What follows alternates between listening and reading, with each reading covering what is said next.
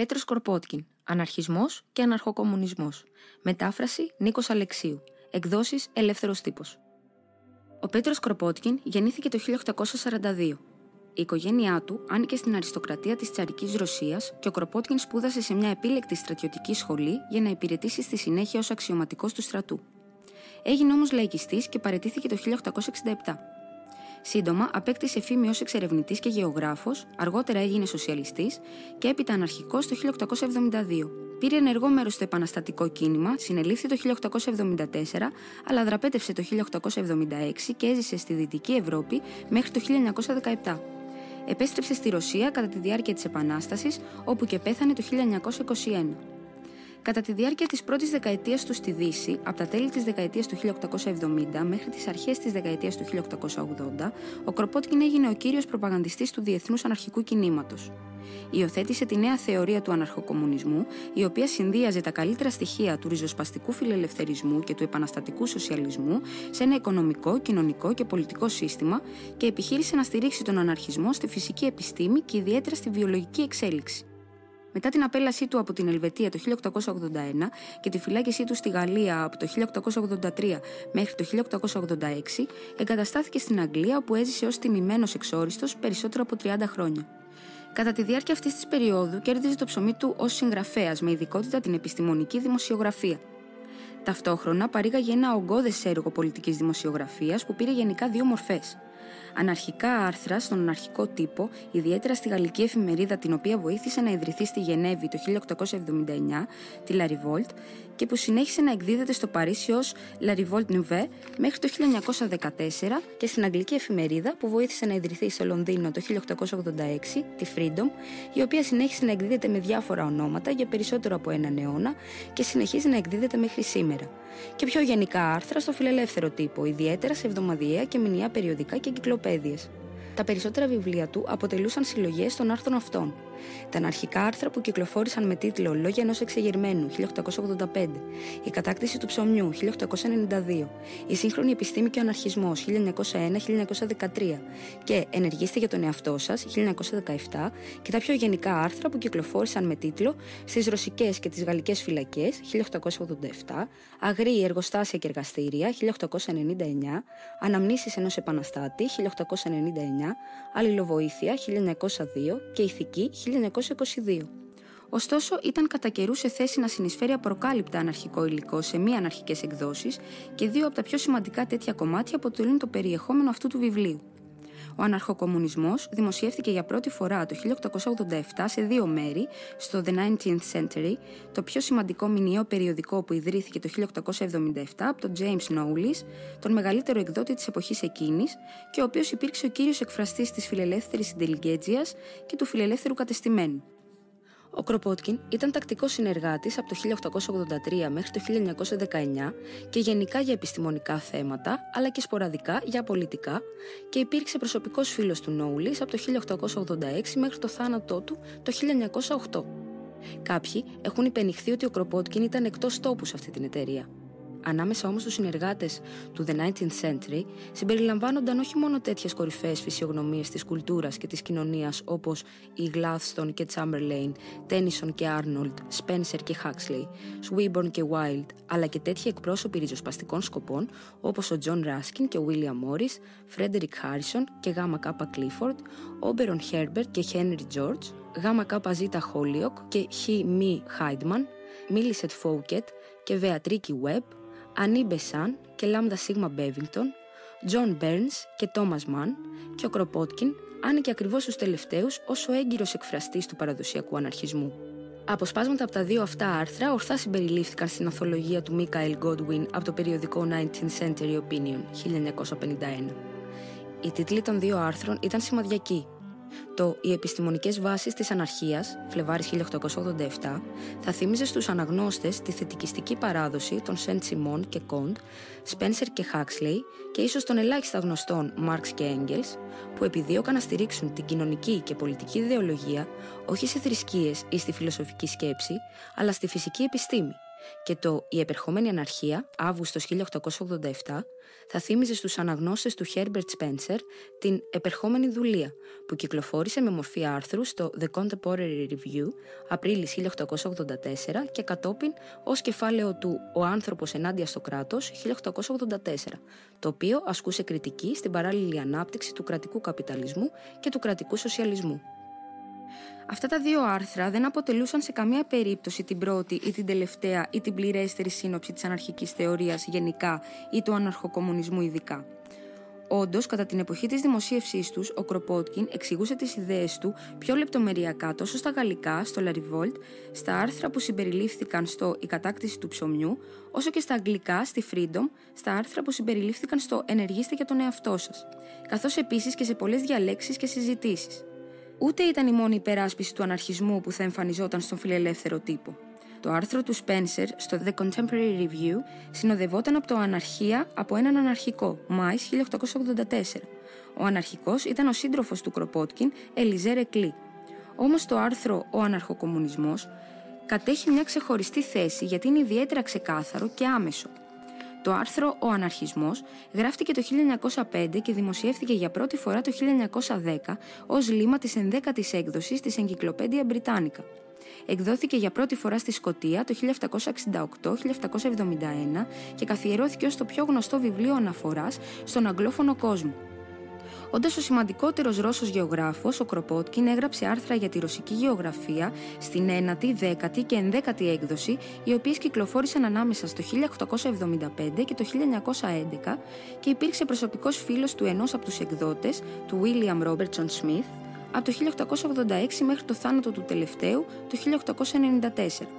Καθώς ήταν ο πιο γνωστός αναρχικός στον κόσμο που ζούσε στη Βρετανία, του ζητήθηκε επίσης να γράψει το λίμμα περί αναρχισμού για την 11η έκδοση, που έτυχε να είναι η τελευταία που κυκλοφόρησε στη Βρετανία και που εξακολουθεί να θεωρείται γενικά ως η καλύτερη όλων. Το λίμμα αυτό δεν ήταν σε καμία περίπτωση η πρώτη ή η τελευταία ή η πληρέστερη σύνοψη της αναρχικής θεωρίας.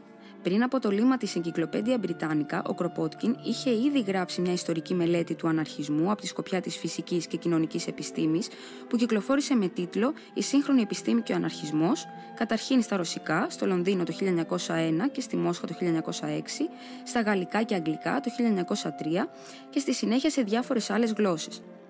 Και μετά το λίμμα της Encyclopedia Britannica έγραψε μια εκτεταμένη εκδοχή αυτού και των τμήματων του, «Η σύγχρονη επιστήμη και ο αναρχισμός», που περιγράφουν την ανάπτυξη του αναρχισμού, το οποίο κυκλοφόρησε στα γαλλικά και αγγλικά το 1911 και στα ρωσικά στο Λονδίνο το 1912.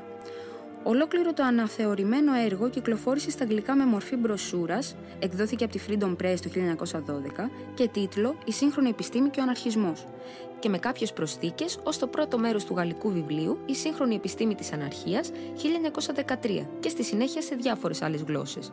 Επίσης, έγραψε μια πιο απροκάλυπτη έκθεση του «Η ανάπτυξη των αναρχικών ιδεών», που καταχωρήθηκε στην Εγκυκλοπαίδεια του Συνδικαλιστικού Κινήματος 1912 και που μεταφράστηκε επίσης σε διάφορες άλλες γλώσσες, όμως όχι στα αγγλικά. Ο Κροπότκιν βοηθήθηκε πολύ στο ιστορικό του έργο από τους παλιούς φίλους του James Guillaume και Varlam Cherkezov και ιδιαίτερα από τον Max Nettlau, που έγινε ο πρώτος και παραμένει ο πρώτος ιστορικός του αναρχισμού και ο οποίος πρόσφερε το μεγαλύτερο μέρος των εκτενών πληροφοριών για αναρχικούς και αναρχικές εκδόσεις.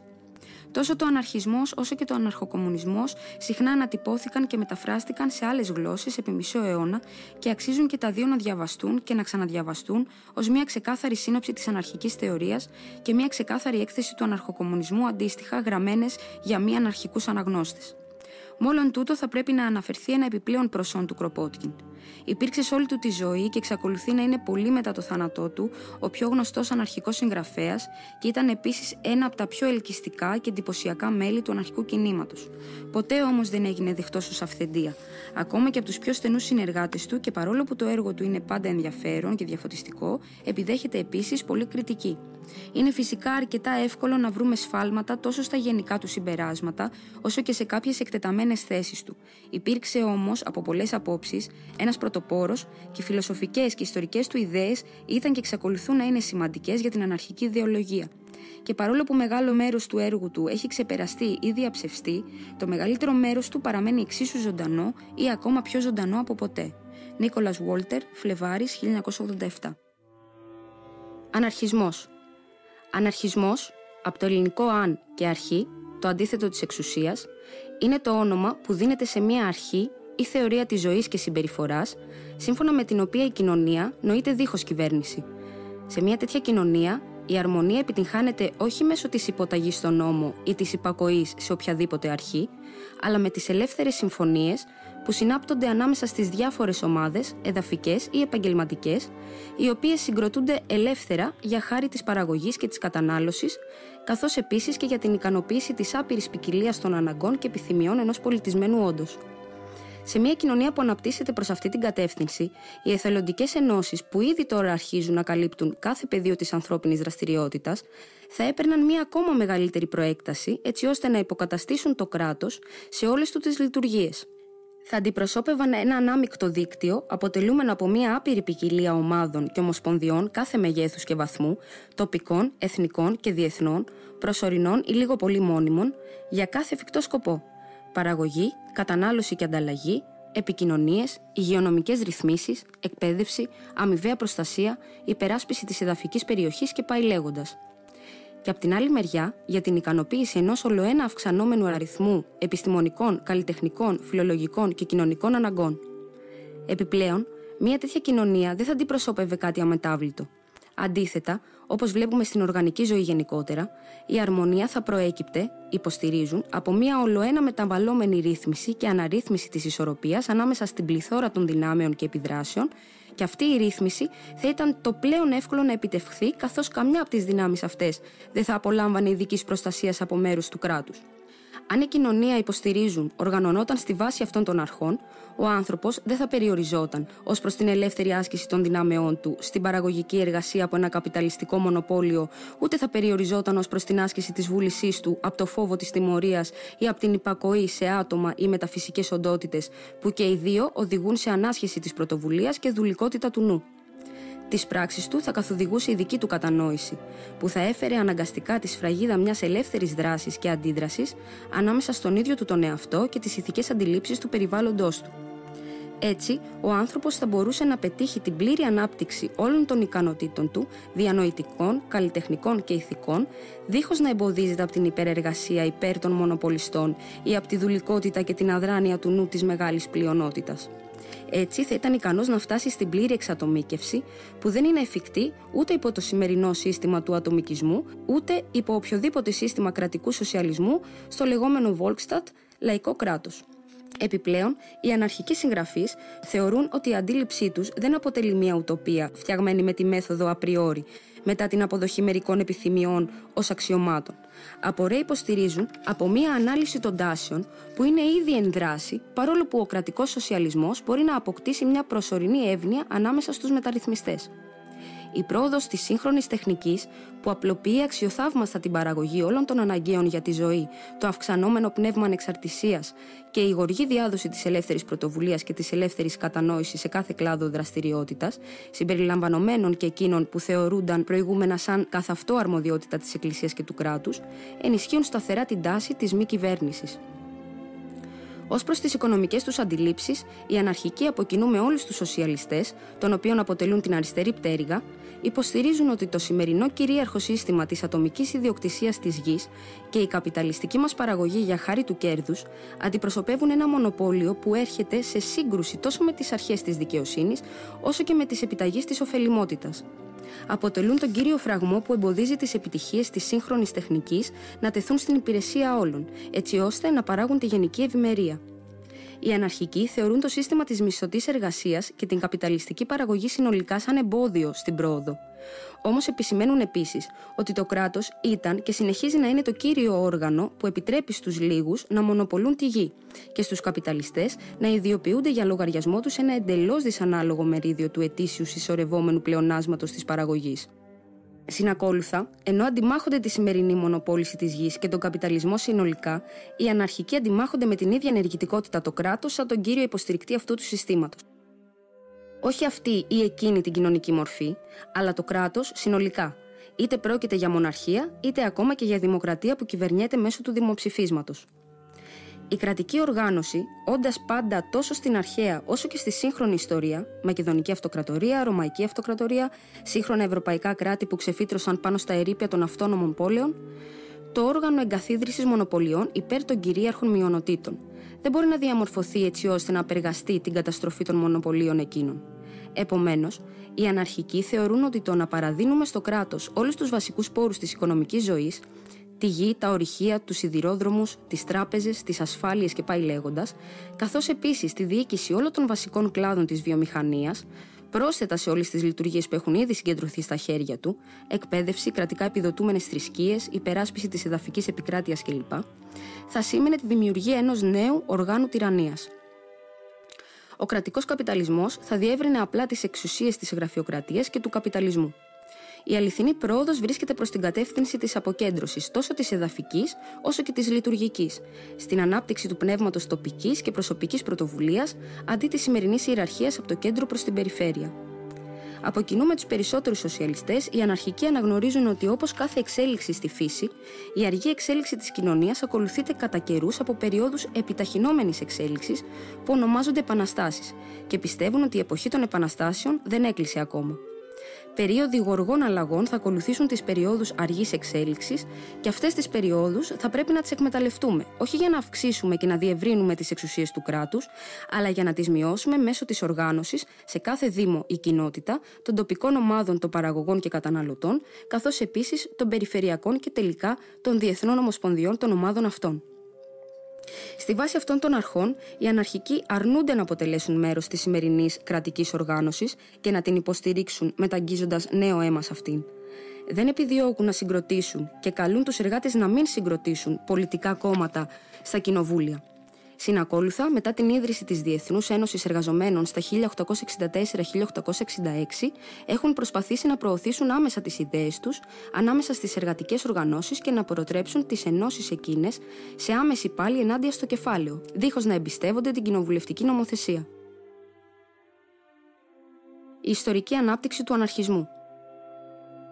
Η αντίληψη της κοινωνίας που μόλις σκιαγραφήθηκε και η τάση που αποτελεί τη δυναμική της έκφραση υπήρχαν πάντα στο ανθρώπινο γένος σε αντίθεση με την κυρίαρχη ιεραρχική αντίληψη και τάση, παίρνοντας πότε η μία και πότε η άλλη το πάνω χέρι σε διάφορες περιόδους της ιστορίας. Στην πρώτη τάση οφείλουμε την ανάπτυξη από μέρους των ίδιων των μαζών, εκείνων των θεσμών, φυλή, κοινότητα του χωριού, συντεχνία, ελεύθερη μεσοεωνική πόλη, με τους οποίους οι μάζες αντιστάθηκαν στις λαιλασίες των κατακτητών και των εξουσιομανών μειονοτήτων. Η ίδια τάση επιβεβαιώθηκε με μεγάλη θέρμη στα μεγάλα θρησκευτικά κινήματα των μεσαιωνικών χρόνων και ιδιαίτερα στα πρώιμα κινήματα της μεταρρύθμισης και τους προδρόμους της. Ταυτόχρονα βρήκε ολοφάνερα την έκφρασή της στα γραπτά μερικών στοχαστών από την εποχή του Λάο Τσε, μολονότι εξαιτίας της μη σχολαστικής και λαϊκής της καταγωγής βρήκε εμφανώς λιγότερη συμπάθεια ανάμεσα στους λόγιους από ότι η αντίθετη τάση. Όπως επισημάνθηκε από τον καθηγητή Άντλερ στο έργο του Geschichte des Sozialismus und Kommunismus, ο Αρίστιππος γύρω στα 430 π.Χ., ένας από τους ιδρυτές της Κυρηναϊκής σχολής, ήδη δίδασκε ότι οι σοφοί δεν πρέπει να παραχωρούν την ελευθερία τους στο κράτος και σε απάντηση μιας ερώτησης του Σωκράτη είπε ότι δεν επιθυμούσε να νίκει ούτε στην τάξη των κυβερνώντων ούτε στην τάξη των κυβερνομένων. Ωστόσο, μια τέτοια στάση φαίνεται ότι υπαγορευόταν απλώς από μια επικούρια στάση απέναντι στη ζωή των μαζών. Ο καλύτερος εκφραστής της αναρχικής φιλοσοφίας στην αρχαία Ελλάδα ήταν ο Ζήνων, 342, 267 ή 270 π.Χ. από την Κρήτη. Σημείωση του μεταφραστή. Στην πραγματικότητα, ο Ζήνων γεννήθηκε στο Κίτιο, Κύπρος, εξού και ο Ζήνων ο Κιτεύς, το 334 π.Χ. Ο ιδρυτής της στοικής φιλοσοφίας, ο οποίος αντιπαρέθεται ξεκάθαρα την αντίληψή του περί μιας ελεύθερης κοινότητας δίχως κυβέρνηση στην κρατική ουτοπία του Πλάτωνα. Απέρριπτε την παντοδυναμία του κράτους, την παρέμβαση και τον αυστηρό του έλεγχο και διακήρυσε την κυριαρχία του ηθικού νόμου του ατόμου, σχολιάζοντας ήδη ότι ενώ το αναγκαίο ένστικτο αυτοσυντήρησης οδηγεί τον άνθρωπο στον εγωισμό, η φύση έχει προσφέρει έναν διορθωτικό παράγοντα σε αυτό, εφοδιάζοντας τον άνθρωπο με ένα άλλο ένστικτο, το ένστικτο της κοινωνικότητας. Όταν οι άνθρωποι είναι αρκετά λογικοί, ώστε να ακολουθούν τα φυσικά τους ένστικτα, θα ενωθούν πέραν των συνόρων και θα συγκροτήσουν τον κόσμο. Δεν θα χρειάζονται τα δικαστήρια ή την αστυνομία. Δεν θα έχουν ναούς ούτε δημόσια λατρεία και δεν θα χρησιμοποιούν χρήμα. Το δώρο θα αντικαταστήσει την ανταλλαγή. Δυστυχώς οι διδασκαλίες του Ζήνωνα δεν έχουν φτάσει σε εμάς και είναι γνωστές μόνο από αποσπασματικά εδάφια. Ωστόσο, το γεγονός ότι η ίδια ακριβώς η φρασεολογία του είναι παρόμοια με τη φρασεολογία που χρησιμοποιούμε σήμερα, δείχνει πόσο βαθιά ριζωμένη είναι η τάση της ανθρώπινης φύσης, της οποίας ήταν εκπρόσωπος. Στους μεσαιωνικούς χρόνους βρίσκουμε τις ίδιες απόψεις περί κράτους, εκφρασμένες από τον επιφανή επίσκοπο της Άλμπα, Μάρκο Γκυρολάνο Βίδα, στον πρώτο διάλογο του Ντεντινιτέ τα Ρεπουμπλικά. Όμως, ιδιαίτερα σε διάφορα πρώιμα χριστιανικά κινήματα, αρχίζοντας από τον 9ο αιώνα στην Αρμενία και στα κηρύγματα των πρώτων Ουσιτών και ιδιαίτερα του Τσοσέσκι και των πρώτων Αναβαπτιστών και ιδιαίτερα του Hans Denk, βλέπε Keller Ein Apostel die Wiedertaufer, βρίσκουμε εκφρασμένες ρητά τις ίδιες ιδέες. Έχει δοθεί φυσικά ειδική έμφαση στις ηθικές τους πλευρές. Ο Ραμπελέ και ο Φενελόν έχουν εκφράσει στις ουτοπίες τους παρόμοιες ιδέες και αυτές ήταν επίσης διαδεδομένες κατά τον 18ο αιώνα ανάμεσα στους Γάλλους εγκυκλοπαιδιστές, όπως μπορούμε να συμπεράνουμε από μεμονωμένες εκφράσεις που συναντάμε περιστασιακά στα γραπτά του Ρουσό, από τον πρόλογο του Τιντερό, στο ταξίδι του Μπουγκενβίλ και πάει λέγοντας. Κατά πάσα πιθανότητα, ωστόσο, τέτοιες ιδέες δεν μπορούσαν να αναπτυχθούν τότε εξαιτίας της αυστηρής λογοκρισίας της Ρωμαιοκαθολικής Εκκλησίας. Αυτές οι ιδέες βρήκαν την έκφρασή τους αργότερα κατά τη διάρκεια της Μεγάλης Γαλλικής Επανάστασης. Ενώ οι Γιακοβίνοι έκαναν το παν για να συγκεντρώσουν τα πάντα στα χέρια της κυβέρνησης, φαίνεται τώρα, από πρόσφατα δημοσιευμένα ντοκουμέντα, ότι οι λαϊκές μάζες πραγματοποίησαν ένα σημαντικό επικοδομητικό έργο στους δήμους και τους τομείς τους. Ανέλαβαν οι ίδιες την εκλογή των δικαστών, την οργάνωση του ανεφοδιασμού και εξοπλισμού του στρατού, καθώς επίσης και την ανέβρεση εργασίας για τους άνεργους, τη διαχείριση της αγαθοεργίας και πάει λέγοντας στις μεγάλες πόλεις. Προσπάθησαν ακόμα και να δημιουργήσουν μία άμεση επικοινωνία μεταξύ των 36.000 κοινοτήτων της Γαλλίας με τη μεσολάβηση μιας ειδικής επιτροπής εκτός Εθνοσυνέλευσης. Ο Godwin, στο έργο του «Έρευνα» αναφορικά με την πολιτική δικαιοσύνη, ήταν ο πρώτος που διατύπωσε τις πολιτικές και οικονομικές αντιλήψεις του αναρχισμού, μολονότι δεν έδωσε το όνομα εκείνο στις ιδέες που περιγράφονται στο αξιόλογο έργο του. Οι νόμοι, έγραφε, δεν είναι προϊόν της σοφίας των προγόνων μας. Είναι το προϊόν των παθών τους, της δειλίας τους, των ζηλοφθονιών τους και της φιλοδοξίας τους. Το ιατρικό που προσφέρουν είναι χειρότερο από τα κακά που διατείνονται ότι θα θεραπεύσουν. Αν και μόνο αν καταργούνταν όλοι οι νόμοι και τα δικαστήρια και αφήνονταν σε λογικούς ανθρώπους εκλεγμένους για αυτό το σκοπό οι αποφάσεις για τις εμφανιζόμενες διαφορές, θα αναπτυσσόταν σταδιακά η αληθινή δικαιοσύνη. Ως προς το κράτος, ο Godwin απέτησε ευθέως την κατάργησή του. Μια κοινωνία, έγραφε, μπορεί κάλλιστα να υπάρχει δίχως οποιαδήποτε κυβέρνηση. Μόνο που οι κοινότητες θα πρέπει να είναι μικρές και εντελώς αυτόνομες. Μιλώντας περί ιδιοκτησίας, δήλωνε ότι τα δικαιώματα του καθένα, σε κάθε μορφή πλούτου ικανού να συμβάλλει στο καλό κάθε ανθρώπινου όντως, πρέπει να ρυθμίζονται μόνο από τη δικαιοσύνη. Ο πλούτος πρέπει να περιέλθει σε εκείνον που τον χρειάζεται περισσότερο. Το συμπέρασμά του ήταν ο κομμουνισμός. Ο Godwin, ωστόσο, δεν είχε την τόλμη να διακηρύξει τις απόψεις του. Αργότερα ξανάγραψε εξ ολοκλήρου το κεφάλαιο περί ιδιοκτησίας και άμβλυνε τις κομμουνιστικές του απόψεις στη δεύτερη έκδοση του Πολιτική Δικαιοσύνη. Ο Προυντόν ήταν ο πρώτος που χρησιμοποίησε στα 1840 τι είναι η ιδιοκτησία, πρώτο υπόμνημα, το όνομα αναρχία, αναφερόμενο στην κατάσταση της κοινωνίας δίχως κυβέρνηση. Το όνομα αναρχική είχε δοθεί αδιακρίτως κατά τη διάρκεια της Γαλλικής Επανάστασης από τους Γυρονδίνους σε εκείνους τους επαναστάτες που δεν θεωρούσαν ότι η αποστολή της Επανάστασης είχε εκπληρωθεί με την ανατροπή του Λουδοβίκου XVI και επέμεναν ως προς την υιοθέτηση μιας σειράς οικονομικών μέτρων, την κατάργηση των φεουδαλικών δικαιωμάτων δίχως αποζημίωση, την επιστροφή στις κοινότητες των χωριών των κοινοτικών εκτάσεων που είχαν περιφρακτεί από το 1669, τον περιορισμό της έγκυας ιδιοκτησίας σε 120 εκτάρια, προοδευτική φορολογία του εισοδήματος, την εθνική οργάνωση των ανταλλαγών σε ισότιμη βάση, η οποία είχε ήδη αρχίσει να εφαρμόζεται και πάει λέγοντας. Ο Προυντόν, λοιπόν, υποστήριζε μια κοινωνία δίχως κυβέρνηση και χρησιμοποιούσε τη λέξη αναρχία για να την περιγράψει. Ο Προυντόν απέρριπτε ως γνωστόν κάθε μορφή κομμουνισμού, σύμφωνα με την οποία το ανθρώπινο είδος θα σειρώταν σε κομμουνιστικά μοναστήρια ή στρατώνες, καθώς επίσης και κάθε μορφή κρατικού ή κρατικά στηριζόμενου σοσιαλισμού που υποστήριζαν ο Λουί Μπλαν και οι κολεκτιβιστές. Όταν διακήρυξε στην πρώτη του μελέτη περί ιδιοκτησίας ότι η ιδιοκτησία είναι κλοπή, δεν εννοούσε παρά την ιδιοκτησία με την τωρινή της έννοια του ρωμαϊκού δικαίου ως δικαίωμα χρήσης και κατάχρησης.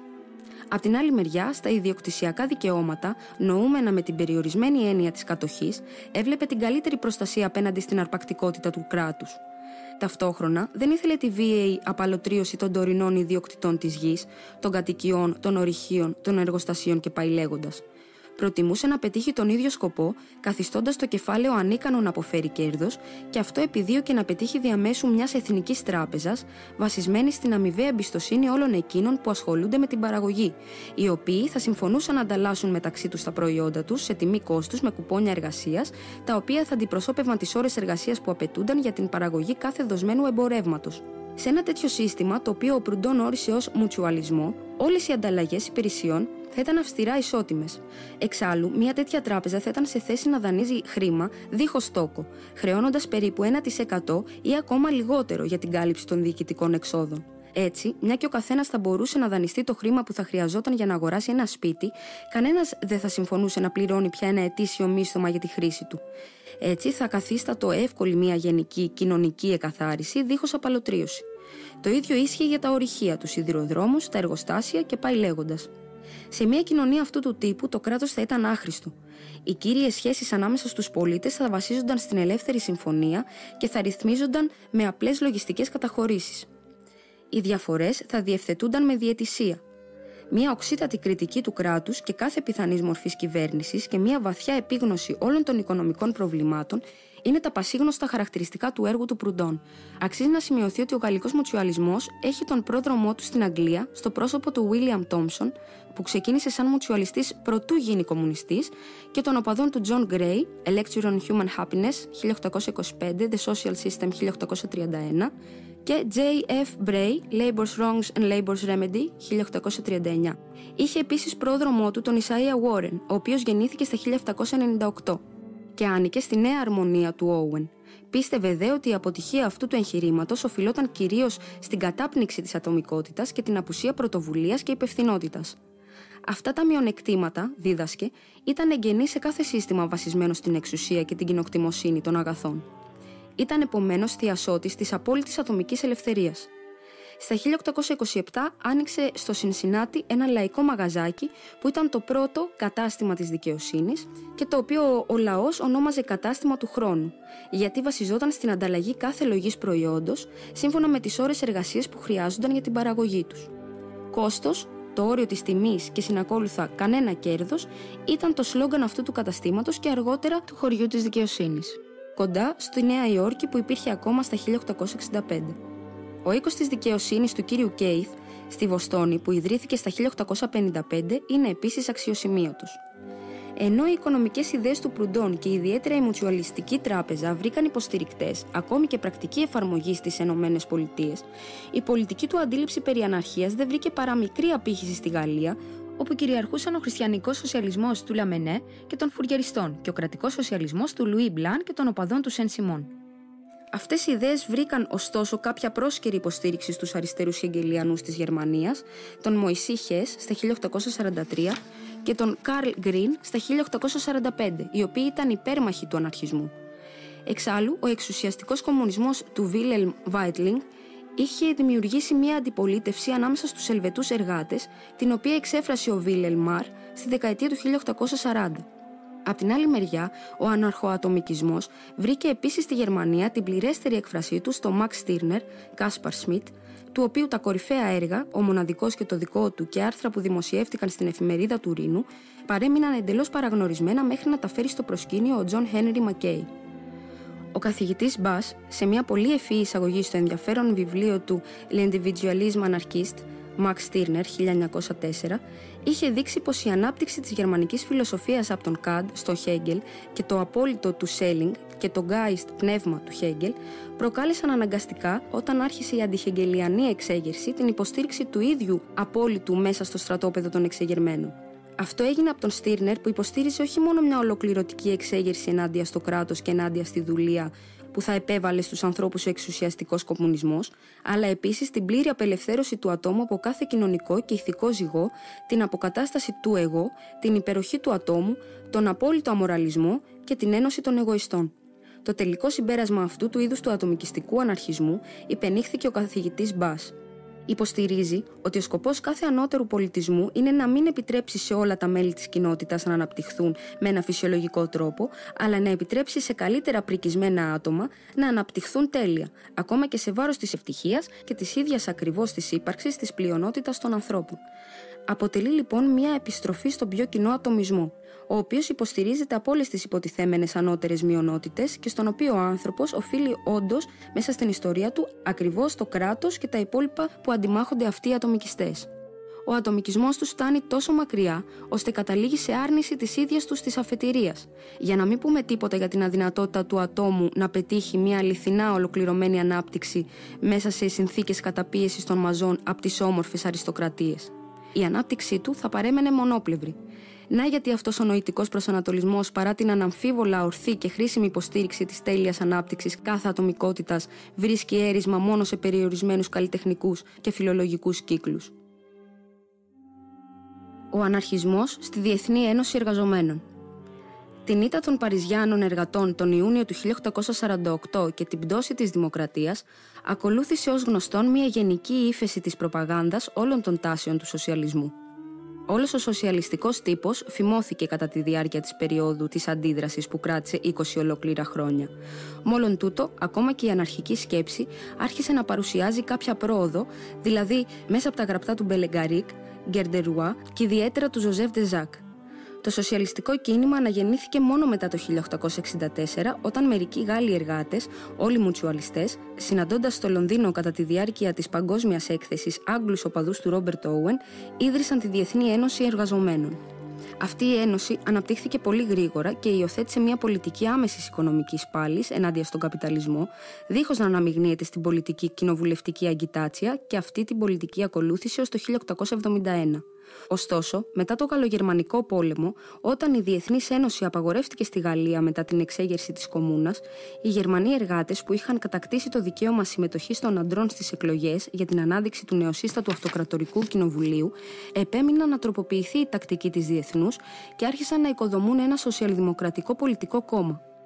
Αυτό οδήγησε σύντομα σε διάσπαση της Ένωσης Εργαζομένων και οι λατινικές ομοσπονδίες, Ισπανική, Ιταλική, Βελγική και Ελβετική, η Γαλλία δεν μπόρεσε να εκπροσωπηθεί, συγκρότησαν μεταξύ τους μια ομοσπονδιακή ένωση που έκοψε κάθε δεσμό με το Μαρξιστικό Γενικό Συμβούλιο της Διεθνούς. Μέσα σε αυτές τις ομοσπονδίες αναπτύχθηκε λοιπόν ό,τι θα μπορούσαμε να περιγράψουμε ως σύγχρονο αναρχισμό. Αφού τα ονόματα φεντεραλιστές και αντιεξουσιαστές χρησιμοποιήθηκαν από αυτές τις ομοσπονδίες για κάποιο διάστημα, το όνομα αναρχική, που οι αντίπαλοι τους επέμεναν να τους κολλάνε, επικράτησε και τελικά καθιερώθηκε. Ο Μπακούνιν έγινε σύντομα ο ηθήνων νους αυτών των λατινικών ομοσπονδιών αναφορικά με την ανάπτυξη των αρχών του αναρχισμού, πράγμα που έκανε με μια σειρά βιβλίων, φυλαδίων και γραμμάτων. Απέτησε την ολοσχερή κατάργηση του κράτους, το οποίο έγραφε είναι προϊόν της θρησκείας, ανήκει σε ένα κατώτερο στάδιο του πολιτισμού, αντιπροσωπεύει την άρνηση της ελευθερίας και καταστρέφει ακόμα και ό,τι αναλαμβάνει να κάνει υπέρ της γενικής ευημερίας. Το κράτος υπήρξε ένα ιστορικά αναγκαίο κακό, αλλά η ολοσχερής εξαφάνισή του θα είναι αργά ή γρήγορα εξίσου αναγκαία. Απορρίπτοντας κάθε νομοθεσία, ακόμα και αν προέρχεται από καθολική ψηφοφορία, ο Μπακούνιν αξίωσε για κάθε έθνος, κάθε περιοχή και κάθε κοινότητα πλήρη αυτονομία, στο μέτρο που δεν αποτελεί απειλή για τους γείτονές του, και πλήρη ανεξαρτησία για το άτομο, προσθέτοντας ότι γίνεται κανείς πραγματικά ελεύθερος μόνον όταν και στο μέτρο που όλοι οι άλλοι είναι ελεύθεροι. Οι ελεύθερες ομοσπονδίες των κοινοτήτων θα συγκροτούσαν ελεύθερα έθνη. Ως προς τις οικονομικές του αντιλήψεις, ο Μπακούνιν χαρακτήριζε τον εαυτό του από κοινού με τους φεντεραλιστές συντρόφους του, της Διεθνούς, κολεκτιβιστή αναρχικό. Όχι με την έννοια του Βιντάλ και του Πεσκέρ στη δεκαετία του 1840 ή των τωρινών σοσιαλδημοκρατικών οπαδών τους, αλλά για να εκφράσει μια κατάσταση πραγμάτων στην οποία όλα τα αναγκαία για την παραγωγή κατέχονται από κοινού από τις εργατικές ομάδες και τις ελεύθερες κοινότητες, ενώ οι τρόποι ανταμοιβής της εργασίας, κομμουνιστικοί ή άλλοι, θα καθορίζονταν από κάθε ομάδα για τον εαυτό της. Η κοινωνική επανάσταση, την έλευση της οποίας πρόβλεψαν εκείνη την εποχή όλοι οι σοσιαλιστές, θα ήταν το μέσο δημιουργίας των νέων συνθηκών. Η Γιουρασιανή, η Ισπανική και η Ιταλική Ομοσπονδία, που ήταν τμήμα της Διεθνούς Ένωσης Εργαζομένων, καθώς επίσης οι γαλλικές, γερμανικές και αμερικάνικες αναρχικές ομάδες, ήταν τα επόμενα χρόνια τα κύρια κέντρα της αναρχικής σκέψης και προπαγάνδας. Απήχαν από οποιαδήποτε συμμετοχή στην κοινοβουλευτική πολιτική και διατηρούσαν πάντα στενή επαφή με τις εργατικές οργανώσεις. Ωστόσο, στο δεύτερο μισό της δεκαετίας του 1880 και στις αρχές της δεκαετίας του 1890, όταν η επίδραση των αναρχικών άρχισε να γίνεται αισθητή στις απεργίες, στις διαδηλώσεις της Πρωτομαγιάς, όπου προώθησαν την ιδέα μιας γενικής απεργίας για την καθιέρωση της 8ωρης εργάσιμης μέρας και στην αντιμιλιταριστική προπαγάνδα στο στρατό, εξαπολύθηκαν εναντίον τους βίαιες διώξεις, ιδιαίτερα στις λατινικές χώρες, συμπεριλαμβανομένου και του φυσικού βασανισμού στο κάστρο της Βαρκελόνης και στις Ηνωμένες Πολιτείες, η εκτέλεση 5 αναρχικών του Σικάγο στα 1887. Σε αυτές τις διώξεις οι αναρχικοί απάντησαν με βίαιες ενέργειες που με τη σειρά τους ακολουθήθηκαν από νέες εκτελέσεις εκ των άνω και νέες πράξεις εκδίκησης εκ των κάτω. Αυτό δημιούργησε στο λαό την εντύπωση ότι η βία αποτελεί την ουσία του αναρχισμού, μία αντίληψη που απέρριπταν οι υποστηρικτές του, οι οποίοι υποστήριζαν ότι στην πραγματικότητα στη βία καταφεύγουν όλα τα κόμματα, στο μέτρο που η ανοιχτή δράση τους εμποδίζεται από την καταστολή και οι έκτακτοι νόμοι τα θέτουν εκτός νόμου. Ο αναρχισμός συνέχισε να αναπτύσσεται εν μέρη προς την κατεύθυνση του προυντονικού μοτσιαλισμού, κυρίως όμως σαν αναρχοκομμουνισμός, στις οποίες μία τρίτη κατεύθυνση, ο αναρχοχριστιανισμός, προσθέθηκε από τον Λέοντα Τολστόι και μία τέταρτη, η οποία μπορεί να περιγραφεί σαν φιλολογικός αναρχισμός, ξεκίνησε ανάμεσα σε μερικούς διακεκριμένους σύγχρονους συγγραφείς. Οι ιδέες του Προυντών, ιδιαίτερα σε ό,τι αφορά την κοινή τράπεζα, που αντιστοιχούσαν με εκείνες του Ισαΐα Warren, βρήκαν σημαντικό αίρισμα στις Ηνωμένες Πολιτείες, δημιουργώντας ολόκληρη σχολή, κύριοι συγγραφείς της οποίας ήταν η Στέφαν Πέρλ Άντριους, William Green, Λισάντερ Σπούνερ, ο οποίος άρχισε να γράφει στα 1850 και του οποίου το ανολοκλήρωτο έργο «Φυσικός νόμος» υποσχόταν πολλά, και διάφοροι άλλοι, των οποίων τα ονόματα βρίσκονται στη βιβλιογραφία της αναρχίας του Νετλό. Εξέχουσα θέση ανάμεσα στους αναρχοτομικιστές στην Αμερική κατήχε ο Μπέντζαμιν Τάκερ, του οποίου το περιοδικό Liberty ξεκίνησε στα 1881 και του οποίου οι απόψεις αποτελούν ένα συνδυασμό των ιδεών του Προυντών με εκείνες του Herbert Spencer. Ξεκινώντας από τη δήλωση ότι οι αναρχικοί είναι εγωιστές με την κυριολεκτική έννοια του όρου και ότι κάθε ομάδα ατόμων, είτε πρόκειται για ένα μυστικό σύνδεσμο μερικών ατόμων ή για το Κογκρέσο των Ηνωμένων Πολιτειών, έχει το δικαίωμα να καταπιέζει όλο το ανθρώπινο είδος, δεδομένου ότι έχει τη δύναμη να το κάνει. Ότι η ίση ελευθερία για όλους και η απόλυτη ισότητα θα πρέπει να είναι ο κανόνας και ότι το «ο καθένας σας κοιτάει τη δουλειά του» είναι ο μοναδικός νόμος του αναρχισμού. Ο Τάκερ συνεχίζει για να αποδείξει ότι μια γενική και πλήρης εφαρμογή αυτών των αρχών θα ήταν ευεργετική και δεν θα ενείχε κανένα κίνδυνο, γιατί οι δυνάμεις κάθε ατόμου θα περιορίζονταν από την άσκηση των ίσων δικαιωμάτων όλων των άλλων. Έδειξε παραπέρα, ακολουθώντας τον Σπένσερ, τη διαφορά που υπάρχει ανάμεσα στην καταπάτηση των δικαιωμάτων κάποιου και την αντίσταση απέναντι σε μια τέτοια καταπάτηση, την κυριαρχία και την άμυνα.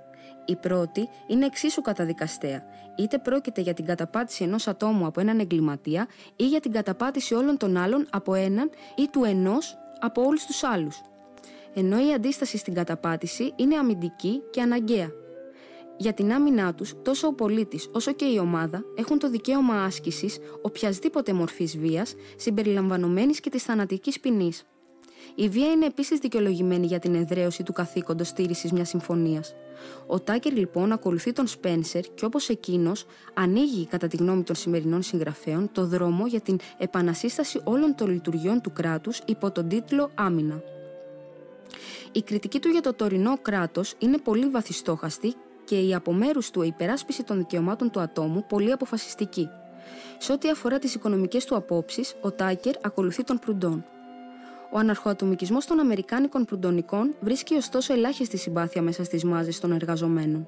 Εκείνοι που τον πρεσβεύουν, είναι κυρίως διανοούμενοι, συνειδητοποιούν σύντομα ότι η εξατομίκευση, την οποία τόσο πολύ εγκομιάζουν, δεν μπορεί να επιτευχθεί με ατομικές προσπάθειες και είτε εγκαταλείπουν τις γραμμές των αναρχικών και οδηγούνται στο φιλελεύθερο ατομικισμό των κλασικών οικονομολόγων ή προσκολώνται σε ένα είδος επικούριου αμοραλισμού ή σε μια θεωρία του υπερανθρώπου παρόμοια με εκείνη του Στίρνερ ή του Νίτσε. Η μεγάλη πλειονότητα των αναρχικών εργατών προτιμά τις αναρχοκομμουνιστικές ιδέες που ήταν μια σταδιακή μετεξέλιξη του αναρχοκολεκτιβισμού της Διεθνούς Ένωσης Εργαζομένων. Σε αυτή την κατεύθυνση ανήκουν, για να αναφέρουμε ονομαστικά μόνο τους πιο γνωστούς υπέρμαχους του αναρχισμού, οι Ελιζέ Ρεκλί, Σαν Γκραβ, Σεμπαστιέν Φορ, Εμίλ Πουζέ στη Γαλλία, Ερίκο Μαλατέστα και Κοβέλη στην Ιταλία, Μπέλα, Λορέντσο και οι άγνωστοι ως επιτοπλίστων συγγραφείς πολλών έξοχων μανιφέστων στην Ισπανία.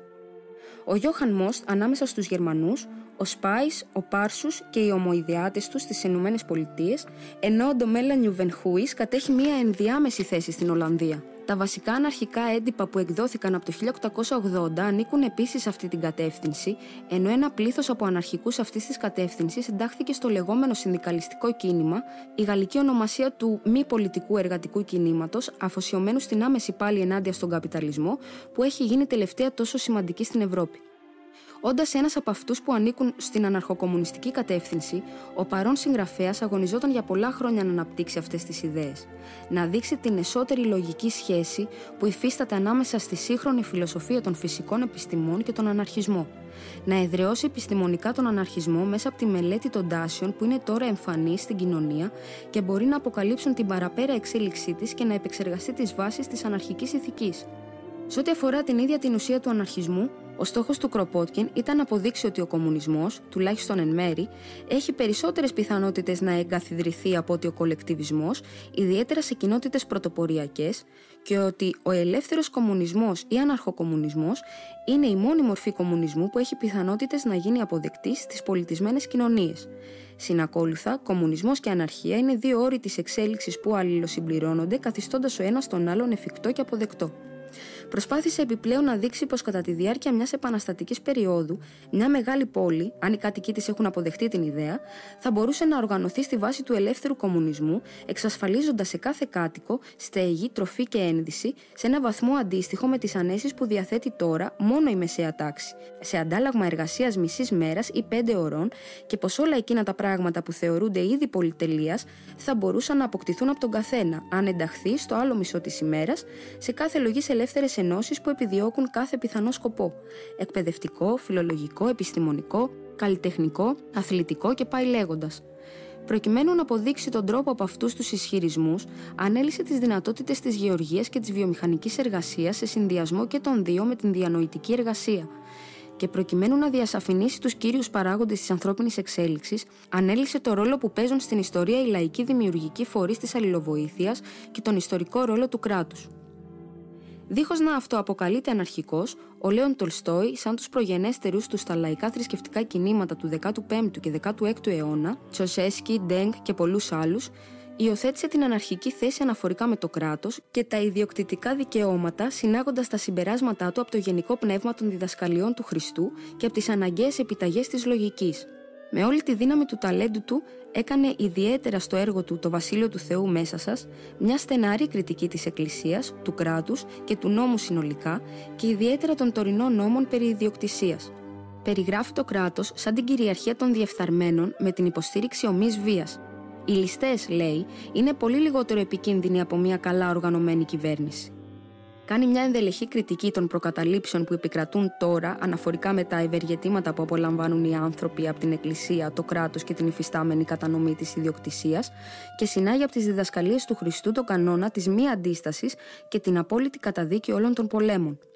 Τα θρησκευτικά του επιχειρήματα είναι ωστόσο τόσο καλά συνδυασμένα με επιχειρήματα δανεισμένα από μια αμερόληπτη παρατήρηση των τωρινών κακών, ώστε τα αναρχικά μέρη του έργου του ελκύουν εξίσου τον θρησκευόμενο και τον μη θρησκευόμενο αναγνώστη.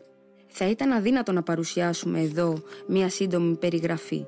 Από τη μία μεριά τον αντίκτυπο των αναρχικών ιδεών στη σύγχρονη φιλολογία και από την άλλη την επίδραση που άσκησαν πάνω στην ανάπτυξη του αναρχισμού οι ελευθεριακές ιδέες των καλύτερων σύγχρονων συγγραφέων. Θα έπρεπε κανείς να συμβουλευτεί τους 10 μεγάλους τόμους του Supplement Littéraire της εφημερίδας La Revolte και αργότερα το Temps Nouveau, που περιέχουν αναδημοσιεύσεις έργων εκατοντάδων σύγχρονων συγγραφέων που εκφράζουν αναρχικές ιδέες, για να συνειδητοποιήσει πόσο στενά συνδέεται ο αναρχισμός με ολόκληρη την πνευματική κίνηση του καιρού μας.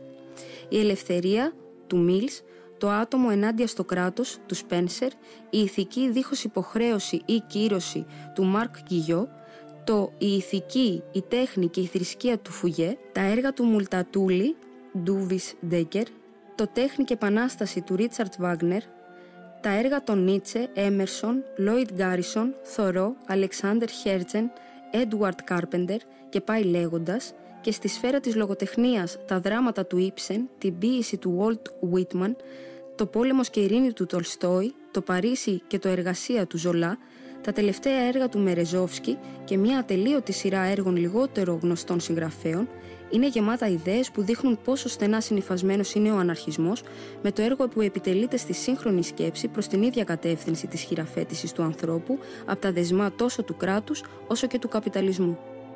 Οι βάσεις και οι αρχές του αναρχοκομμουνισμού. Ο αναρχισμός, το μη κυβερνητικό σοσιαλιστικό σύστημα, έχει μία διπλή καταγωγή.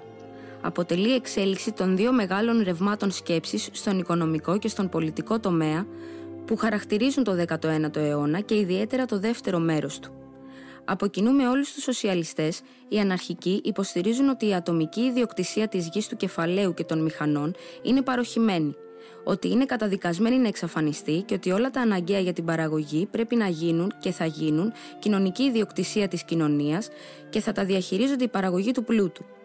Και από κοινού με τους πιο προχωρημένους εκπρόσωπους του πολιτικού ριζοσπαστισμού υποστηρίζουν ότι το ιδεώδες της πολιτικής οργάνωσης της κοινωνίας είναι μια κατάσταση πραγμάτων όπου οι λειτουργίες της κυβέρνησης μειώνονται στο ελάχιστο και το άτομο ανακτά στο ακέραιο την ελευθερία της πρωτοβουλίας και δράσης για την ικανοποίηση διαμέσου ελεύθερων ομάδων και ομοσπονδιών που έχουν συγκροτηθεί ελεύθερα όλης της άπειρης ποικιλίας των αναγκών του ανθρώπινου όντως. Σε ό,τι αφορά τον σοσιαλισμό, οι περισσότεροι αναρχικοί συγγραφείς φτάνουν στο έσχατο συμπέρασμά του, δηλαδή στην πλήρη άρνηση του συστήματος της μισθωτής εργασίας και στον κομμουνισμό. Και αναφορικά με την πολιτική οργάνωση, δίνοντας μια παραπέρα ανάπτυξη στο τμήμα του ριζοσπαστικού προγράμματος που προαναφέραμε, καταλήγουν στο συμπέρασμα ότι ο έσχατος σκοπός της κοινωνίας είναι ο εκμηδενισμός των λειτουργιών της κυβέρνησης, δηλαδή μια κοινωνία δίχως κυβέρνηση ή αναρχία. Οι αναρχικοί υποστηρίζουν επιπλέον ότι αφού αυτό είναι το ιδεώδες της κοινωνικής πολιτικής οργάνωσης, δεν πρέπει να αναβάλουν την υλοποίησή του παραπέμποντάς την σε μελλοντικούς αιώνες, αλλά ότι θα έχουν πιθανότητα επιβίωσης και θα είναι ευεργετικές για την πολιτεία μόνον εκείνες οι αλλαγές στην κοινωνική μας οργάνωση που βρίσκονται σε συμφωνία με το παραπάνω διπλό ιδεώδες και συνιστούν μια προσέγγιση σε αυτό. Σε ό,τι αφορά την μέθοδο που ακολουθεί ο αναρχικός στοχαστής, αυτή διαφέρει ριζικά από εκείνη που ακολουθούν οι ουτοπιστές. Ο αναρχικός στοχαστής δεν καταφεύγει σε μεταφυσικές αντιλήψεις, όπως φυσικά δικαιώματα, τα καθήκοντα του κράτους και πάει λέγοντας, για να εδραιώσει ότι είναι κατά τη γνώμη του οι καλύτερες συνθήκες για την υλοποίηση της μέγιστης ευτυχίας της ανθρωπότητας. Ακολουθεί αντίθετα την πορεία που χαράζει η σύγχρονη φιλοσοφία της εξέλιξης. Μελετάει την ανθρώπινη κοινωνία όπως είναι τώρα και όπως ήταν στο παρελθόν και δίχως να πρικίζει είτε την ανθρωπότητα συνολικά είτε ξεχωριστά άτομα με ανώτερες ιδιότητες που δεν έχουν, θεωρεί απλά την κοινωνία σαν σύνολο οργανισμών που προσπαθούν να ανακαλύψουν τους καλύτερους τρόπους συνδυασμού των αναγκών του ατόμου με εκείνες της συνεργασίας για την ευημερία του είδους. Μελετάει την κοινωνία και προσπαθεί να ανακαλύψει τις τάσεις της, παλιές και τωρινές, τις αυξανόμενες ανάγκες της, διανοητικές και οικονομικές, και στο ιδεώδες του επισημαίνει απλά σε ποια κατεύθυνση βαδίζει η εξέλιξη. Κάνει μια διάκριση ανάμεσα στις πραγματικές ανάγκες και τάσεις των ανθρωπίνων συνόλων και τα απρόβλεπτα περιστατικά, έλλειψη γνώσης, μεταναστεύσεις, πολέμοι, κατακτήσεις, που εμπόδισαν την ικανοποίηση αυτών των τάσεων. Και συμπεραίνει ότι οι δύο πιο αξιόλογες, αν και συχνά ασυνείδητες τάσεις ολόκληρη την ιστορία μας ήταν: πρώτον, μία τάση ενοποίησης της εργασίας για την από κοινού παραγωγή κάθε πλούτου, έτσι ώστε τελικά να καθίσταται αδύνατο να αντιληφθούμε το μέρος της κοινής παραγωγής που οφείλεται σε κάθε άτομο ξεχωριστά. Και δεύτερο, μία τάση προς την πληρέστερη ελευθερία του ατόμου στην επιδίωξη κάθε σκοπού, ωφέλιμου τόσο για τον εαυτό του όσο και για την κοινωνία γενικότερα. Το ιδεώδες του αναρχικού δεν είναι συνακόλουθα παρά μια σύναψη αυτού που θεωρεί ότι είναι η επόμενη φάση της εξέλιξης. Δεν είναι πια θέμα πίστης, είναι θέμα επιστημονικής συζήτησης. Στην πραγματικότητα, ένα από τα κύρια χαρακτηριστικά του αιώνα τούτου είναι η ανάπτυξη του σοσιαλισμού και η γρήγορη διάδοση των σοσιαλιστικών απόψεων μέσα στην εργατική τάξη. Σταθήκαμε μάρτυρες μιας δίχως προηγούμενο ξαφνικής αύξησης των παραγωγικών μας δυνάμεων, που κατέληξε σε μια συσσόρευση πλούτου, η οποία ξεπέρασε ακόμα και τις πιο αισιόδοξες προβλέψεις. Εξαιτίας όμως του συστήματος της μισθωτής εργασίας, αυτή η αύξηση του πλούτου, οφειλόμενη στις συνδυασμένες προσπάθειες ανθρώπων της επιστήμης, διαχειριστών καθώς επίσης και εργατών, δεν έχει καταλήξει παρά σε μία δίχως προηγούμενο συσσόρευση του πλούτου στα χέρια των ιδιοκτητών του κεφαλαίου, ενώ μία αύξηση της μιζέριας για την πλειονότητα και μία ανασφαλής ζωή για όλους ήταν η μοίρα των εργατών. Οι ανειδίκευτοι εργάτες, σε συνεχή αναζήτηση εργασίας, ξεπέφτουν σε μία ανήκουστη ένδυα. Και ακόμη και οι πιο καλοπληρωμένοι τεχνίτες και οι ειδικευμένοι εργάτες εργάζονται κάτω από τη συνεχή απειλή να ρηχτούν με τη σειρά τους στις ίδιες συνθήκες με τους ανειδίκευτους εργάτες, σαν συνέπεια των συνεχών και αναπόφευκτων διακυμάνσεων της βιομηχανίας και των καπρίτσιων του κεφαλαίου. Το χάσμα ανάμεσα στο σύγχρονο εκατομμυριούχο που διασπαθίζει το προϊόν της ανθρώπινης εργασίας σε μια οργιαστική και μάταιη πολυτέλεια και τον φτωχό που υποβιβάζεται σε μια μίζερη και ανασφαλή ύπαρξη διευρύνεται συνακόλουθα όλο και περισσότερο, διασπώντας έτσι την ίδια ακριβώς την ενότητα της κοινωνίας, την αρμονία της ζωής της και διακυβεύοντας την πρόοδο της παραπέρα ανάπτυξής της.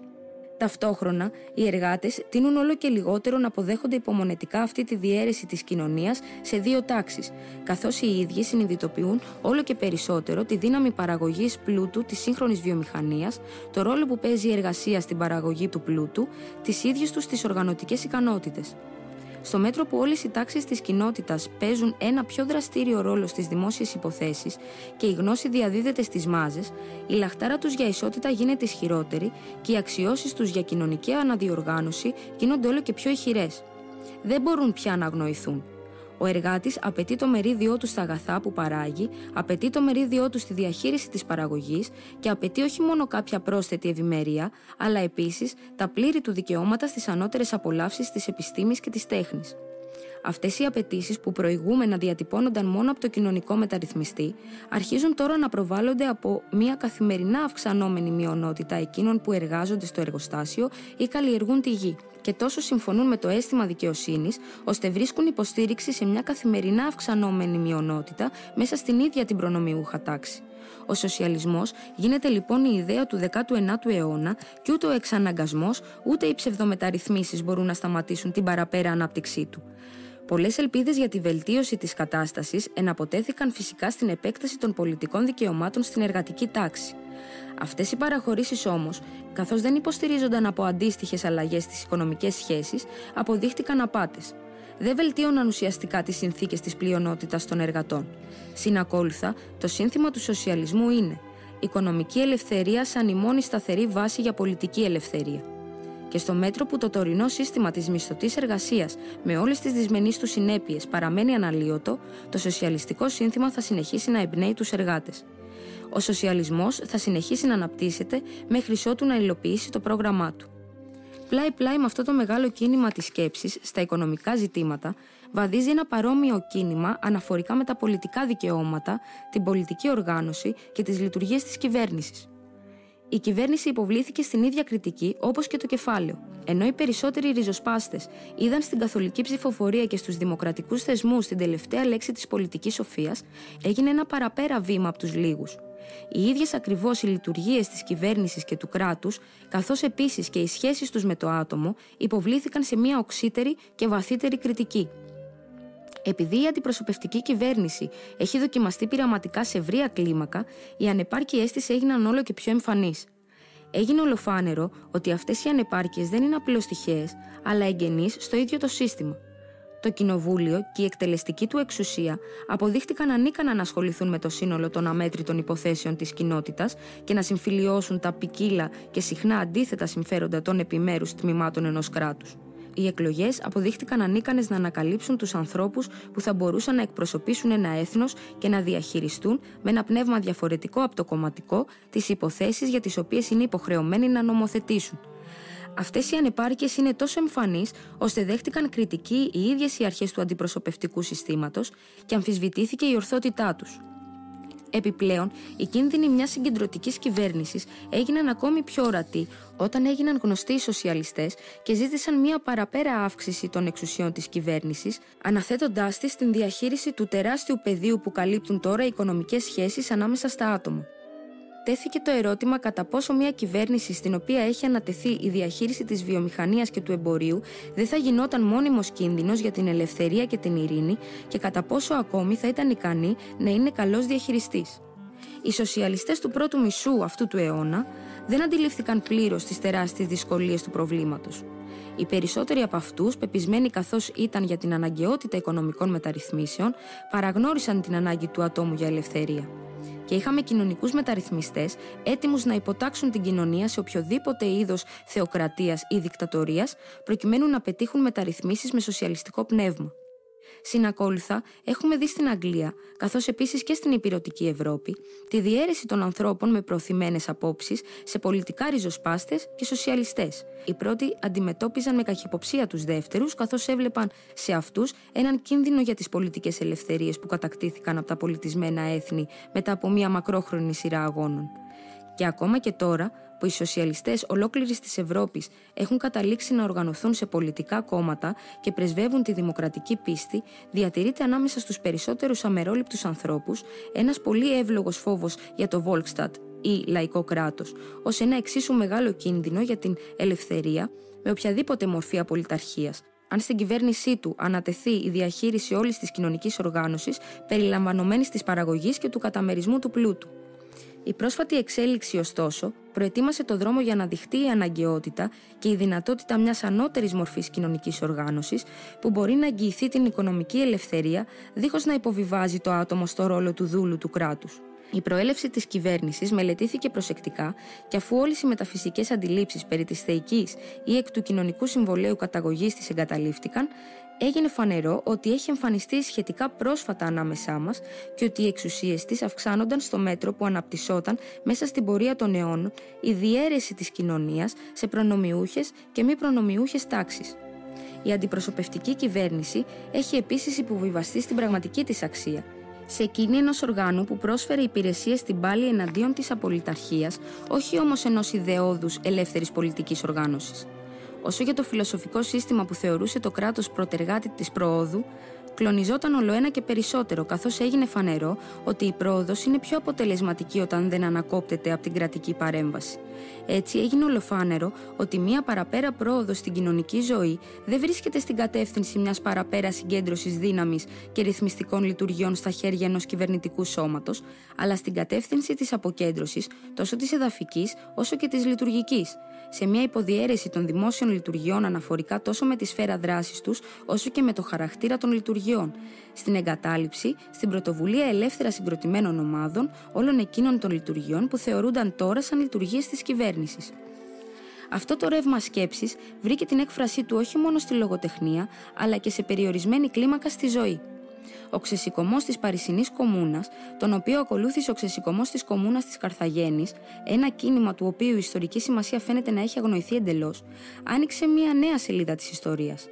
Αν αναλύσουμε όχι μόνο το ίδιο ακριβώς το κίνημα, αλλά και τη σφραγίδα που άφησε στα πνεύματα και τις τάσεις που εκδηλώθηκαν στη διάρκεια της κομμουναλιστικής επανάστασης, πρέπει να αναγνωρίσουμε σε αυτό μία ένδειξη ότι στο μέλλον ανθρώπινα σύνολα, πιο προωθημένα από την άποψη της κοινωνικής τους ανάπτυξης, θα δοκιμάσουν να ξεκινήσουν μία ανεξάρτητη ζωή και ότι θα προσπαθήσουν να προσιλητήσουν τα πιο καθυστερημένα κομμάτια ενός έθνους διαμέσου του παραδείγματος, αντί να επιβάλλουν τις απόψεις τους με τον νόμο και τη βία ή να υποταχτούν στην αρχή της πλειοψηφίας, που είναι πάντα η αρχή της μετριότητας. Ταυτόχρονα, η αποτυχία της αντιπροσωπευτικής κυβέρνησης μέσα στην ίδια την κομμούνα απέδειξε ότι η αυτοκυβέρνηση και η αυτοδιοίκηση πρέπει να υπερβούν τα όρια μιας απλά εδαφικής αντίληψης. Για να είναι αποτελεσματικές, πρέπει επίσης να μεταφερθούν στις διάφορες λειτουργίες της ζωής μέσα στην ελεύθερη κοινότητα. Ένας απλά εδαφικός περιορισμός της σφαίρας δράσης της κυβέρνησης δεν ωφελεί. Η αντιπροσωπευτική κυβέρνηση είναι εξίσου ανεπαρκή σε μια πόλη όσο και σε ένα έθνος.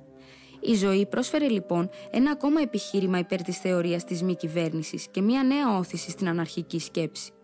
Οι αναρχικοί αναγνωρίζουν την ορθότητα και των δύο προαναφερθέντων τάσεων προς την οικονομική και πολιτική ελευθερία και βλέπουν σε αυτές δύο διαφορετικές εκδηλώσεις της ίδιας ακριβώς ανάγκης για ισότητα που συνιστούν την ίδια ακριβώς την ουσία όλων των αγώνων που μνημονεύει η ιστορία. Συνακόλουθα, από κοινού με όλους τους σοσιαλιστές, ο αναρχικός λέει στον πολιτικό μεταρρυθμιστή: καμία ουσιαστική μεταρρύθμιση που στοχεύει στην πολιτική ισότητα και κανένας περιορισμός των εξουσιών της κυβέρνησης δεν μπορεί να γίνει όσο η κοινωνία διαιρείται σε δύο εχθρικά στρατόπεδα και ο εργάτης παραμένει από οικονομική άποψη δούλος του εργοδότη του. Αλλά στον ίδιο σοσιαλιστή λέμε επίσης: δεν μπορείς να τροποποιήσεις τις κυρίαρχες συνθήκες ιδιοκτησίας δίχως ταυτόχρονα να τροποποιήσεις βαθιά την πολιτική οργάνωση. Πρέπει να περιορίσεις τις εξουσίες της κυβέρνησης και να απαρνηθείς την κοινοβουλευτική κυριαρχία. Σε κάθε νέα οικονομική φάση της ζωής αντιστοιχεί μια νέα πολιτική φάση.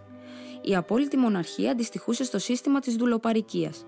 Η αντιπροσωπευτική κυβέρνηση αντιστοιχεί στην κυριαρχία του κεφαλαίου. Και οι δύο, ωστόσο, αποτελούν ταξική κυριαρχία. Σε μια κοινωνία όμως, όπου έχει εξαφανιστεί η διάκριση ανάμεσα σε καπιταλιστή και εργάτη, δεν υφίσταται η ανάγκη μιας τέτοιας κυβέρνησης. Θα ήταν ένας αναχρονισμός, ένα εμπόδιο. Οι ελεύθεροι εργαζόμενοι θα πετούσαν μια ελεύθερη οργάνωση και αυτό δεν θα μπορούσε να έχει άλλη βάση εκτός από την ελεύθερη συμφωνία και την ελεύθερη συνεργασία, δίχως να θυσιάζεται η αυτονομία του ατόμου στην καταλυτική παρέμβαση του κράτους. Το μη καπιταλιστικό σύστημα συνεπάγεται το σύστημα της μη κυβέρνησης. Εννοώντας έτσι τη χειραφέτηση του ανθρώπου από τις καταπιεστικές δυνάμεις του καπιταλισμού, καθώς επίσης και της κυβέρνησης, το σύστημα του αναρχισμού γίνεται μια σύνθεση των δύο ισχυρών ρευμάτων σκέψης που χαρακτηρίζουν τον αιώνα μας. Καταλήγοντας σε αυτά τα συμπεράσματα, ο αναρχισμός αποδεικνύει ότι βρίσκεται σε αρμονία με τα συμπεράσματα στα οποία κατέληξε η φιλοσοφία της εξέλιξης. Φέρνοντας στο φως το εύπλαστο της οργάνωσης, η φιλοσοφία της εξέλιξης έχει δείξει την αξιοθαύμαστη προσαρμοστικότητα των οργανισμών στις δικές τους συνθήκες ζωής και τη συνακόλουθη ανάπτυξη τέτοιων ικανοτήτων που καθιστούν πληρέστερη τόσο την προσαρμογή των ζωικών συνόλων στο περιβάλλον τους, όσο και εκείνη καθενός από τα συστατικά μέλη του συνόλου στις ανάγκες της ελεύθερης συνεργασίας. Μας έχει εξοικειώσει με το γεγονός ότι σε ολόκληρη την οργανική φύση οι ικανότητες για κοινή ζωή αναπτύσσονται στο μέτρο που γίνεται όλο και πληρέστερη η ενσωμάτωση των οργανισμών σε σύνθετα σύνολα και έτσι ενίσχυσε την άποψη που έχει ήδη εκφραστεί από κοινωνικούς ηθικολόγους αναφορικά με την ικανότητα τελειοποίησης της ανθρώπινης φύσης. Μας έχει δείξει ότι στη μακρόχρονη πορεία του αγώνα για επιβίωση θα αποδειχτούν ότι είναι οι ικανότεροι εκείνοι που συνδυάζουν τη διανοητική γνώση με την αναγκαία γνώση για την παραγωγή του πλούτου και όχι εκείνοι που είναι τώρα οι πλουσιότεροι, γιατί αυτοί ή οι προγόνοι τους υπήρξαν προς στιγμήν οι ισχυρότεροι. Δείχνοντας ότι ο αγώνας για επιβίωση δεν πρέπει να νοείται απλώς με την περιορισμένη του έννοια μιας πάλης ανάμεσα σε άτομα για τα μέσα συντήρησης, αλλά με την πλατύτερη έννοια της προσαρμογής όλων των ατόμων του είδους στις καλύτερες συνθήκες για την επιβίωση του είδους, καθώς επίσης για τη μεγαλύτερη δυνατή ποσότητα ελευθερίας και ευτυχίας για τον καθένα και για όλους, μας έχει επιτρέψει να συνάγουμε τους νόμους της ηθικής επιστήμης από τις κοινωνικές ανάγκες και τις συνήθειες της ανθρωπότητας. Μας έχει δείξει τον απειροελάχιστο ρόλο που παίζει το νομοθετημένο δίκαιο στην ηθική εξέλιξη και τον τεράστιο ρόλο που παίζει η φυσική ανάπτυξη των αλτρουιστικών αισθημάτων που αναπτύσσονται στο μέτρο που οι συνθήκες ζωής ευνοούν την ανάπτυξή τους. Έτσι, έχει ενισχύσει την άποψη των κοινωνικών μεταρρυθμιστών ως προς την αναγκαιότητα τροποποίησης των συνθήκων ζωής για τη βελτίωση του ανθρώπου, αντί για την προσπάθεια βελτίωσης της ανθρώπινης ζωής με ηθικές διδασκαλίες, ενώ η ζωή κινείται σε αντίθετη κατεύθυνση. Τέλος, μελετώντας την ανθρώπινη κοινωνία από βιολογική άποψη, έχει καταλήξει στα συμπεράσματα στα οποία κατέληξαν οι αναρχικοί από τη μελέτη της ιστορίας και των τωρινών τάσεων αναφορικά με το ότι η παραπέρα πρόοδος βρίσκεται στην κατεύθυνση της κοινωνικοποίησης του πλούτου και της ενοποιημένης εργασίας σε συνδυασμό με την όσο το δυνατόν πληρέστερη ελευθερία του ατόμου. Οτιδήποτε επέτρεψε στους ανθρώπους στη μακρόχρονη πορεία των αιώνων να αυξήσουν ή ακόμα και να συνεχίσουν την παραγωγή τους, το ιδιοποιήθηκαν οι λίγοι. Η γη, που αντλεί την αξία της ακριβώς από το ότι είναι αναγκαία για μια ολοένα αυξανόμενη παραγωγή, ανήκει στους λίγους, που μπορεί να εμποδίσουν την κοινότητα να την καλλιεργήσει. Τα ανθρακοριχεία που αντιπροσωπεύουν την εργασία ολόκληρων γενεών και που επίσης αντλούν την αξία τους από τις ανάγκες των κατασκευαστών και των σιδηροδρόμων, από το τεράστιο εμπόριο που πραγματοποιείται και από την πυκνότητα του πληθυσμού, ανήκουν ξανά στους λίγους, που έχουν ακόμα και το δικαίωμα να σταματήσουν την εξόρυξη του κάρβουνου αν επιλέξουν να χρησιμοποιήσουν διαφορετικά το κεφάλαιό τους. Η κορδελομηχανή, που στο σημερινό στάδιο τελειοποίησής της αντιπροσωπεύει την εργασία 3 γενεών υφαντουργών του Λάνκανσάιρ, ανήκει επίσης στους λίγους, και αν οι εγγονοί του ίδιου ακριβώς υφαντουργού που εφεύρε την πρώτη κορδελομηχανή διεκδικήσουν το δικαίωμά τους να θέσουν σε λειτουργία μία από αυτές τις μηχανές, θα τους έλεγαν «Κάτω τα χέρια, αυτή η μηχανή δεν σας ανήκει». Οι σιδηρόδρομοι, που στο μεγαλύτερο μέρος τους θα ήταν άχρηστη σωρία από σίδερο αν δεν υπήρχε ο σημερινός πυκνός πληθυσμός, η βιομηχανία, το εμπόριο και η μετακίνησή του, ανήκει επίσης στους λίγους. Σε λίγους μετόχους που μπορεί να μην ξέρουν ούτε που βρίσκεται ο σιδηρόδρομος που τους αποφέρει ένα ετήσιο εισόδημα μεγαλύτερο ακόμα και από αυτό ενός βασιλιά του Μεσαίωνα. Και αν τα παιδιά των ανθρώπων εκείνων που πέθαναν κατά χιλιάδες, σκάβοντας τα τούνελ, μαζεύονταν και πήγαιναν ένα κουρελιασμένο και πεινασμένο πλήθος για να ζητήσουν ψωμί ή δουλειά από τους μετόχους, θα τους υποδέχονταν με μπαγιονέτες και σφαίρες. Ποιος είναι ο σοφιστής που θα τολμήσει να πει πως είναι δίκαιη μια τέτοια οργάνωση? Ό,τι όμως είναι άδικο δεν μπορεί να είναι ευεργετικό για την ανθρωπότητα, και δεν είναι. Σαν συνέπεια αυτής της τερατώδους οργάνωσης, ο γιος ενός εργάτη, όταν είναι ικανός να εργαστεί, δεν βρίσκει γη να καλλιεργήσει, μηχανή για να θέσει σε λειτουργία, εκτός κι αν συμφωνεί να πουλήσει την εργασία του έναντι ενός ποσού κατώτερου της πραγματικής της αξίας. Ο πατέρας του και ο παππούς του είχαν συμβάλει στην αποξήρανση του χωραφιού ή την ανέγερση του εργοστασίου, εξαντλώντας στο έπακρο τις ικανότητές τους, και κανένας δεν μπορεί να κάνει περισσότερο από αυτό. Αλλά αυτός έρχεται στον κόσμο πιο γυμνός και από έναν άγριο. Αν καταφύγει στη γεωργία, θα του επιτρέψουν να καλλιεργήσει ένα κομμάτι γης, με τον όρο όμως ότι θα δώσει ένα μέρος του προϊόντος του στον γεωκτήμονα. Αν καταφύγει στη βιομηχανία, θα του επιτρέψουν να δουλέψει, με τον όρο όμως ότι από τα 30 σελήνια που έχει παράγει, 10 σελήνια ή και περισσότερα θα τσεπώσει ο ιδιοκτήτης της μηχανής. Διαμαρτυρόμαστε ενάντια στους φεουδάρχες βαρώνους που δεν επιτρέπουν σε κανέναν να εγκατασταθεί στη γη, αν δεν πληρώσει το 1/4 της οδιάς στον κύριο του φέουδου, αλλά συνεχίζουμε να κάνουμε το ίδιο. Επεκτείνουμε το σύστημά τους. Οι μορφές έχουν αλλάξει, η ουσία όμως παρέμεινε η ίδια. Και ο εργάτης είναι αναγκασμένος να αποδεχτεί τις φεουδαρχικές συνθήκες, τις οποίες αποκαλούμε ελεύθερο συμβόλαιο, γιατί δεν θα βρει πουθενά καλύτερες συνθήκες. Κάποιος έχει ιδιοποιηθεί τα πάντα και ο εργάτης πρέπει να αποδεχτεί τη συναλλαγή ή να λιμοκτονήσει. Εξαιτίας αυτής της περίστασης, η παραγωγή μας πήρε λάθος κατεύθυνση. Δεν ενδιαφέρεται για τις ανάγκες της κοινότητας. Ο μόνος της στόχος είναι να αυξήσει τα κέρδη του καπιταλιστή. Και έχουμε συνακόλουθα τις συνεχείς διακυμάνσεις της βιομηχανίας, τις κρίσεις που έρχονται περιοδικά σχεδόν κάθε 10 χρόνια και ρίχνουν στην ανεργία μερικές εκατοντάδες χιλιάδες ανθρώπους που οδηγούνται στην απόλυτη εξαθλίωση και τα παιδιά των οποίων μεγαλώνουν στο δρόμο, έτοιμα να γίνουν τρόφιμοι της φυλακής και του οίκου εργασίας. Επειδή οι εργάτες είναι ανίκανοι να αγοράσουν με το μισθό τους τα πλούτη που παράγουν, η βιομηχανία πρέπει να αναζητήσει εργάτες αλλού, στη μεσαία τάξη άλλων εθνών. Πρέπει να βρει εργάτες στην Ανατολή, στην Αφρική, οπουδήποτε. Πρέπει να αυξήσει με το εμπόριο τον αριθμό των δουλοπαροίκων της στην Αίγυπτο, την Ινδία, το Κονγκό. Παντού όμως βρίσκει ανταγωνιστές σε άλλα έθνη που γρήγορα εντάσσονται στην ίδια πορεία βιομηχανικής ανάπτυξης. Και πόλεμοι, συνεχείς πόλεμοι, πρέπει να διεξάγονται για την υπεροχή στην παγκόσμια αγορά. Πόλεμοι για την κατάκτηση της Ανατολής, πόλεμοι για την κατάκτηση των θαλασσών, πόλεμοι για την επιβολή υψηλών δασμών στα ξένα εμπορεύματα. Ο κρότος των ευρωπαϊκών πυροβόλων δεν σταματάει ποτέ. Γενιές ολόκληρες φάζονται από καιρό σε καιρό και εξοδεύουμε για εξοπλισμούς το 1/3 των εσόδων των κρατών μας. Έσοδα που συγκεντρώνονται, ο φτωχός ξέρει με πόσες δυσκολίες. Και τέλος, η αδικία της κατανομής του πλούτου ασκεί την πιο αξιοθρήνητη επίδραση πάνω στην ηθική μας. Οι αρχές της ηθικής μας λένε: αγάπα τον πλησίον σου ως εαυτόν. Αφήστε όμως ένα παιδάκι να ακολουθήσει αυτή την αρχή και να βγάλει το σακάκι του για να το δώσει σε ένα φτωχό που τουρτουρίζει από το κρύο, και η μητέρα του θα του πει ότι δεν πρέπει να ερμηνεύει τις ηθικές αρχές κατά γράμμα. Αν ζει σύμφωνα με αυτές, θα περπατάει ξυπόλυτο, δίχως όμως να παλύνει την αθλιότητα γύρω του. Είναι εύκολο να μιλάς για ηθική και δύσκολο να την εφαρμόζεις. Οι ιεροκήρυκες μας λένε: όποιος εργάζεται, προσεύχεται. Και ο καθένας προσπαθεί να κάνει τους άλλους να εργαστούν για αυτόν. Λένε να μην ψεύδεσαι ποτέ, και η πολιτική είναι ένα μεγάλο ψέμα. Και εμείς συνηθίζουμε τους εαυτούς μας και τα παιδιά μας να ζουν με αυτή τη διπρόσωπη ηθική που είναι υποκρισία και να συμβιβάζουμε τη διπροσωπία μας με σοφιστία. Η υποκρισία και η σοφιστία γίνονται η ίδια ακριβώς η βάση της ζωής μας. Η κοινωνία όμως δεν μπορεί να ζήσει με μια τέτοια ηθική. Δεν μπορεί να επιζήσει έτσι. Πρέπει να αλλάξει και θα αλλάξει.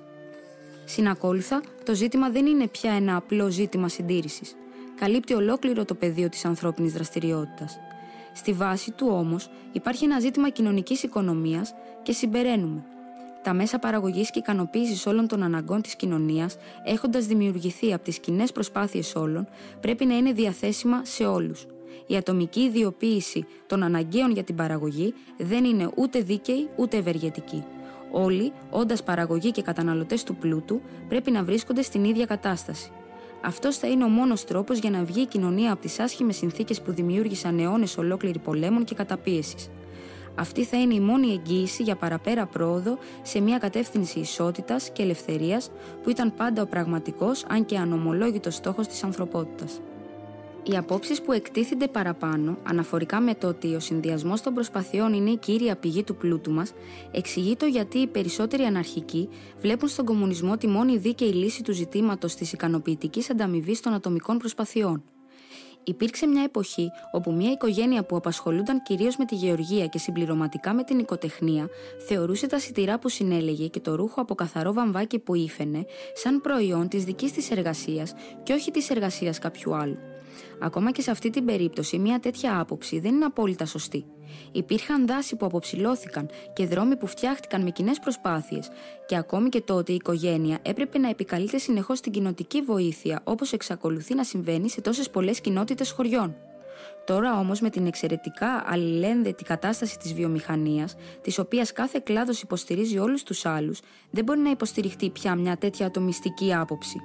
Αν η σιδηρουργία και η βαμβακοβιομηχανία αυτής της χώρας έχουν φτάσει σε ένα τόσο υψηλό βαθμό ανάπτυξης, το έχουν πετύχει χάρη στην παράλληλη ανάπτυξη χιλιάδων άλλων μεγάλων και μικρών βιομηχανιών, στην επέκταση του σιδηροδρομικού συστήματος, στην αύξηση της γνώσης ανάμεσα τόσο στους ειδικευμένους μηχανικούς όσο και στη μάζα των εργατών, σε μια κάποια εκπαίδευση μέσα στα πλαίσια της οργάνωσης που αναπτύχθηκε σιγά σιγά ανάμεσα στους παραγωγούς και πάνω απ' όλα στο παγκόσμιο εμπόριο που αναπτύχθηκε και το ίδιο εξαιτίας εργασιών που διεξήχθησαν χιλιάδες μίλια μακριά. Οι Ιταλοί που πέθαναν από χολέρα σκάβοντας τη διόρυγα του Σουέζ ή στο τούνελ Σαντ Γκόθαρντ συνεισφέρανε τόσα πολλά στον πλουτισμό αυτής της χώρας, όσο και η νεαρή Βρετανίδα που γυρνάει πρόωρα χειριζόμενη μια μηχανή στο Μάντσεστερ. Και αυτή η κοπέλα τόσα όσα ο μηχανικός που έχει κάνει μια βελτίωση που εξοικονομεί εργασία στις μηχανές μας. Πώς είναι δυνατόν να ισχυριστούμε ότι μπορούμε να υπολογίσουμε ακριβώς τη συνεισφορά του καθένα από εμάς στα πλούτη που συσσωρεύονται γύρω μας? Μπορεί να θαυμάζουμε το εφευρετικό πνεύμα ή τις οργανωτικές ικανότητες ενός σιδηροβιομηχάνου, θα πρέπει όμως να αναγνωρίσουμε ότι όλο αυτό το πνεύμα και η ενεργητικότητα δεν θα πετύχαιναν ούτε το 1/10 από ό,τι πετυχαίνουν εδώ, αν καταναλώνονταν σε δοσοληψίες με Μογγόλους βοσκούς ή Σιβηριανούς αγρότες αντί με Βρετανούς εργάτες, Βρετανούς μηχανικούς και έμπιστους διευθυντές. Ένας Άγγλος εκατομμυριούχος που κατάφερε να δώσει μια ισχυρή όθηση σε ένα κλάδο της βιομηχανίας της πατρίδας του, ρωτήθηκε κάποτε ποιες ήταν κατά τη γνώμη του οι αληθινές αιτίες της επιτυχίας του. Η απάντησή του ήταν: «Πάντα επεδίωκα να βρω τον κατάλληλο άνθρωπο για ένα δοσμένο επιχειρηματικό κλάδο και του παρήχα απόλυτη ανεξαρτησία, διατηρώντας φυσικά για τον εαυτό μου τη γενική εποπτεία». «Αποτύχατε ποτέ να βρείτε έναν τέτοιον άνθρωπο?» ήταν η επόμενη ερώτηση. «Ποτέ. Στους νέους κλάδους όμως που ιδρύσατε, χρειαζόσαστε μια σειρά νέων εφευρέσεων. Δεν χωρεί αμφιβολία. Ξοδέψαμε ένα σωρό χρήματα για να αγοράσουμε ευρυσιτεχνίες». Αυτός ο μικρός διάλογος συνοψίζει κατά τη γνώμη μου την αληθινή περίπτωση εκείνων των βιομηχανικών επιχειρήσεων που αναφέρονται από τους υποστηρικτές της ικανοποιητικής ανταμοιβής των ατομικών προσπαθειών με τη μορφή εκατομμυρίων που δίνονται στους διευθυντές βιομηχανιών που ανθούν. Δείχνει σε ποιο βαθμό οι προσπάθειες είναι πραγματικά ατομικές. Αφήνοντας κατά μέρος τις χιλιάδες συνθήκες που μερικές φορές επιτρέπουν σε έναν άνθρωπο να δείξει και μερικές φορές τον εμποδίζουν να δείξει τις ικανότητές του στο έπακρο, μπορεί να τεθεί το ερώτημα σε ποιο βαθμό οι ίδιες ικανότητες θα έφεραν τα ίδια αποτελέσματα αν ο ίδιος ακριβώς εργοδότης δεν έβρισκε έμπιστους διευθυντές και ειδικευμένους εργάτες και αν χιλιάδες εφευρέσεις δεν προέρχονταν από το τεχνικό ταλέντο τόσων κατοίκων αυτής της χώρας. Οι αναρχικοί δεν θεωρούν, όπως οι κολεκτιβιστές, ότι μπορεί να αποτελεί ένα ιδεώδες ή έστω μια προσέγγιση σε μια ιδεώδη κοινωνία η ανταμοιβή που αναλογεί στις ώρες εργασίας που ξοδεύει κάθε άτομο κατά την παραγωγή του πλούτου. Δίχως να επισέλθουμε εδώ σε μια συζήτηση αναφορικά με το βαθμό που η ανταλλακτική αξία κάθε εμπορεύματος υπολογίζεται πραγματικά τώρα με βάση την ποσότητα εργασίας που είναι αναγκαία για την παραγωγή του, σε αυτό το θέμα πρέπει να αφιερωθεί μια ξεχωριστή μελέτη, θα πρέπει να πούμε ότι το κολεκτιβιστικό ιδεώδες μας φαίνεται απλώς μη υλοποιήσιμο σε μια κοινωνία που έχει καταλήξει να θεωρεί κοινή ιδιοκτησία τα αναγκαία για την παραγωγή. Μια τέτοια κοινωνία θα ήταν αναγκασμένη να καταργήσει τελείως το σύστημα της μισθωτής εργασίας. Φαίνεται απίθανο ότι ο ήπιος ατομικισμός της κολεκτιβιστικής σχολής θα μπορούσε να συνυπάρχει με τον ατελή κομμουνισμό που συνεπάγεται ή από κοινού κατοχή της γης και των μηχανών. Εκτός κι αν επιβαλόταν από μια ισχυρή κυβέρνηση, πολύ πιο ισχυρή από οποιαδήποτε άλλη της εποχής μας. Το παρόν σύστημα μισθωτής εργασίας έχει αναπτυχθεί διαμέσου της ιδιοποίησης των αναγκαίων για την παραγωγή από τους λίγους. Ήταν μια αναγκαία συνθήκη για την ανάπτυξη της τωρινής καπιταλιστικής παραγωγής και δεν μπορεί να επιζήσει δίχως αυτή. Ακόμα και αν γινόταν μια απόπειρα να πληρωθεί ο εργάτης ολόκληρη την αξία του προϊόντος του και να αντικατασταθεί το χρήμα με αποδείξεις ωρών εργασίας. Η κοινή κατοχή των αναγκαίων για την παραγωγή συνεπάγεται την κοινή απόλαυση των καρπών της κοινής παραγωγής. Και εμείς θεωρούμε ότι μια δίκαιη οργάνωση της κοινωνίας μπορεί να εμφανιστεί μόνο όταν καταργηθεί κάθε σύστημα μισθωτής εργασίας και όταν ο καθένας, συνεισφέροντας την κοινή ευημερία με όλες του τις ικανότητες, απολαμβάνει επίσης το κοινό απόθεμα της κοινωνίας, ικανοποιώντας όσο το δυνατόν πληρέστερα όλες του τις ανάγκες. Υποστηρίζουμε επιπλέον όχι μόνο ότι ο κομμουνισμός είναι μια επιθυμητή κατάσταση της κοινωνίας, αλλά και ότι η αναπτυσσόμενη τάση της σύγχρονης κοινωνίας είναι ακριβώς προς τον κομμουνισμό, τον ελεύθερο κομμουνισμό, παρά τη φαινομενικά αντιφατική ανάπτυξη του ατομισμού. Στην ανάπτυξη του ατομισμού, ιδιαίτερα κατά τη διάρκεια των 3 τελευταίων αιώνων, δεν βλέπουμε παρά τις προσπάθειες του ατόμου να χειραφετηθεί από τις σταθερά αυξανόμενες δυνάμεις του κεφαλαίου και του κράτους. Παράλληλα όμως με αυτή την ανάπτυξη, βλέπουμε επίσης όλη την πορεία της ιστορίας μέχρι τις μέρες μας τη λανθάνουσα πάλι των παραγωγών του πλούτου να διατηρήσουν το μερικό κομμουνισμό των παλαιότερων, καθώς επίσης και να καθιερώσουν εκ νέου τις κομμουνιστικές αρχές με νέα μορφή, μόλις το επιτρέψουν ευνοϊκές συνθήκες. Μόλις οι κοινότητες του 10ου, 11ου και 12ου αιώνα μπόρεσαν να ξεκινήσουν τη δική τους ανεξάρτητη ζωή, επέκτηναν πλατιά την κοινή εργασία, το κοινό εμπόριο και μια μερική κοινή κατανάλωση. Όλα αυτά εξαφανίστηκαν. Όμως η αγροτική κοινότητα διεξάγει μια σκληρή πάλη για να διατηρήσει τα παλιά χαρακτηριστικά της και πετυχαίνει να τα διατηρήσει σε πολλά μέρη της Ανατολικής Ευρώπης, Ελβετίας και ακόμη και της Γαλλίας και της Γερμανίας, ενώ νέες οργανώσεις βασισμένες στις ίδιες αρχές καταφέρουν να αναπτύσσονται πάντα οπουδήποτε καθίσταται αυτό δυνατό. Παρά τον εγωιστικό προσανατολισμό που έδωσε στην κοινή γνώμη η εμπορευματική παραγωγή του αιώνα μας, η κομμουνιστική τάση επαναεπιβεβαιώνεται συνεχώς και προσπαθεί να εισχωρήσει στη δημόσια ζωή. Η Penny Bridge, η γέφυρα όπου για να περάσεις έπρεπε να πληρώσεις μία πένα, εξαφανίζεται μπροστά στη δημόσια γέφυρα και ο δρόμος με τα διόδια μπροστά στον ελεύθερο δρόμο. Το ίδιο πνεύμα διαποτίζει χιλιάδες άλλους θεσμούς. Μουσεία, δωρεάν βιβλιοθήκες, δωρεάν σχολεία, πάρκα και τόποι αναψυχής, λιθόστρωτοι και φωτισμένοι δρόμοι που μπορούν να χρησιμοποιηθούν ελεύθερα από τον καθένα, η υδροδότηση των ιδιωτικών κατοικιών με μια αυξανόμενη τάση παραγνώρισης της ποσότητας ακριβώς του νερού που χρησιμοποιεί κάθε άτομο, τραμ και σιδηρόδρομοι που έχουν ήδη αρχίσει να καθιερώνουν το εισιτήριο διαρκείας ή τον ενιαίο φόρο και που οπωσδήποτε θα εξελιχθούν πολύ περισσότερο προς αυτή την κατεύθυνση όταν δεν θα αποτελούν πια ατομική ιδιοκτησία. Όλα αυτά αποτελούν τεκμήρια αναφορικά με το σε ποια κατεύθυνση θα πρέπει να αναμένεται η παραπέρα πρόοδος. Αυτή βρίσκεται στην κατεύθυνση της τοποθέτησης των αναγκών του ατόμου υπεράνω του υπολογισμού των υπηρεσιών που έχει προσφέρει ή θα μπορούσε να προσφέρει στην κοινωνία. Στη θεώρηση της κοινωνίας ως συνόλου, τόσο στενά συνυφασμένου, ώστε μια υπηρεσία που παρέχεται σε οποιοδήποτε άτομο να αποτελεί υπηρεσία που παρέχεται σε ολόκληρη την κοινωνία. Ο βιβλιοθηκάριος του Βρετανικού Μουσείου δεν ρωτάει τον αναγνώστη ποιες ήταν οι προηγούμενες υπηρεσίες που έχει προσφέρει στην κοινωνία, του δίνει απλώς τα βιβλία που ζητάει. Και μια επιστημονική εταιρεία, έναντι μιας ενιαίας συνδρομής, επιτρέπει τη δωρεάν χρήση των μουσείων και των κήπων της σε κάθε μέλος της. Το πλήρωμα ενός ναυαγοσωστικού δεν αναρωτιέται αν οι άντρες ενός ναυαγισμένου πλοίου δικαιούνται να σωθούν, επειδή κινδυνεύουν ζωές. Και η εταιρεία βοήθειας στους φυλακισμένους δεν ερευνά αν αξίζει ένας αποφυλακισμένος. Ιδού άνθρωποι που χρειάζονται μια υπηρεσία. Είναι συνάνθρωποι και δεν απαιτούνται άλλα δικαιώματα. Και αν αυτή ακριβώς την πόλη που είναι σήμερα τόσο εγωιστική την πλήξει μια δημόσια συμφορά, αν πολιορκηθεί λόγου χάρη, όπως το Παρίσι το 1871, και δοκιμάσει κατά τη διάρκεια της πολιορκίας έλλειψη τροφής, η ίδια ακριβώς αυτή πόλη θα διακήρυσε ομόφωνα ότι οι πρώτες ανάγκες που πρέπει να ικανοποιηθούν είναι εκείνες των παιδιών και των ηλικιωμένων, ανεξάρτητα από τις υπηρεσίες που μπορεί να προσφέρουν ή έχουν προσφέρει στην κοινωνία. Και θα φρόντιζε τους ενεργούς υπερασπιστές της πόλης, όποιος και αν είναι ο βαθμός ανδρείας που έχει επιδείξει ο καθένας από αυτούς. Κανένας όμως δεν θα αρνηθεί ότι η τάση αυτή υπάρχει ήδη.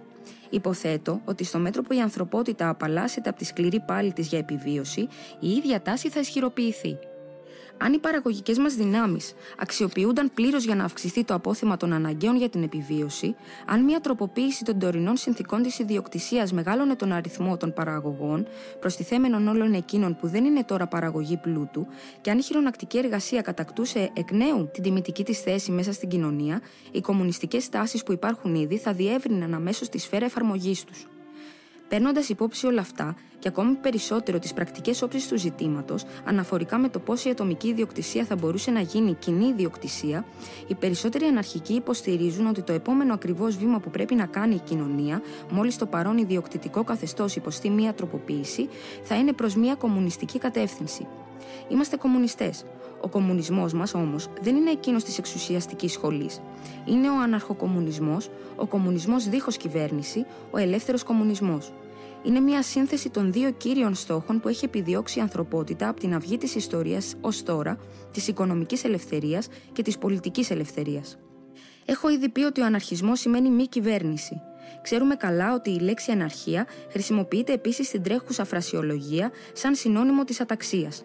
Αυτό όμως το νόημα της αναρχίας, όντας παράγωγος, συνεπάγεται δύο τουλάχιστον υποθέσεις. Συνεπάγεται πρώτον ότι όπου δεν υπάρχει κυβέρνηση υπάρχει αταξία και συνεπάγεται επιπλέον ότι η τάξη χάρη σε μια ισχυρή κυβέρνηση και μια ισχυρή αστυνομία είναι πάντα ευεργετική. Και οι δύο συνεπαγωγές ωστόσο κάθε άλλο παρά έχουν αποδειχτεί. Υπάρχει περίσσια τάξη, θα λέγαμε αρμονία, σε πολλούς κλάδους της ανθρώπινης δραστηριότητας όπου η κυβέρνηση ευτυχώς δεν επεμβαίνει.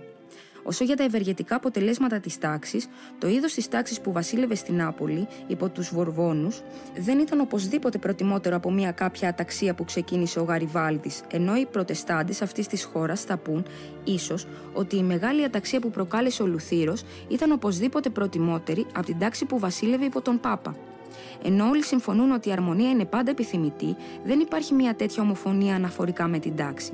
Και ακόμα λιγότερη αναφορικά με την τάξη που υποτίθεται ότι βασιλεύει στις σύγχρονες κοινωνίες μας. Έτσι, δεν έχουμε καμιά αντίρρηση για τη χρησιμοποίηση της λέξης αναρχία σαν άρνηση σε εκείνου που συχνά έχει περιγραφεί σαν τάξη. Υιοθετώντας σαν σύνθημά μας την αναρχία με την έννοια της μη κυβέρνησης, στοχεύουμε στο να εκφράσουμε μια κατάφορη τάση της ανθρώπινης κοινωνίας. Βλέπουμε στην ιστορία ότι εκείνες ακριβώς οι εποχές όπου μικρά τμήματα της ανθρωπότητας συνέτριψαν την εξουσία των κυρίαρχών τους και επιβεβαίωσαν εκ νέου την ελευθερία τους, ήταν οι εποχές της μεγαλύτερης προόδου, οικονομικής και πνευματικής.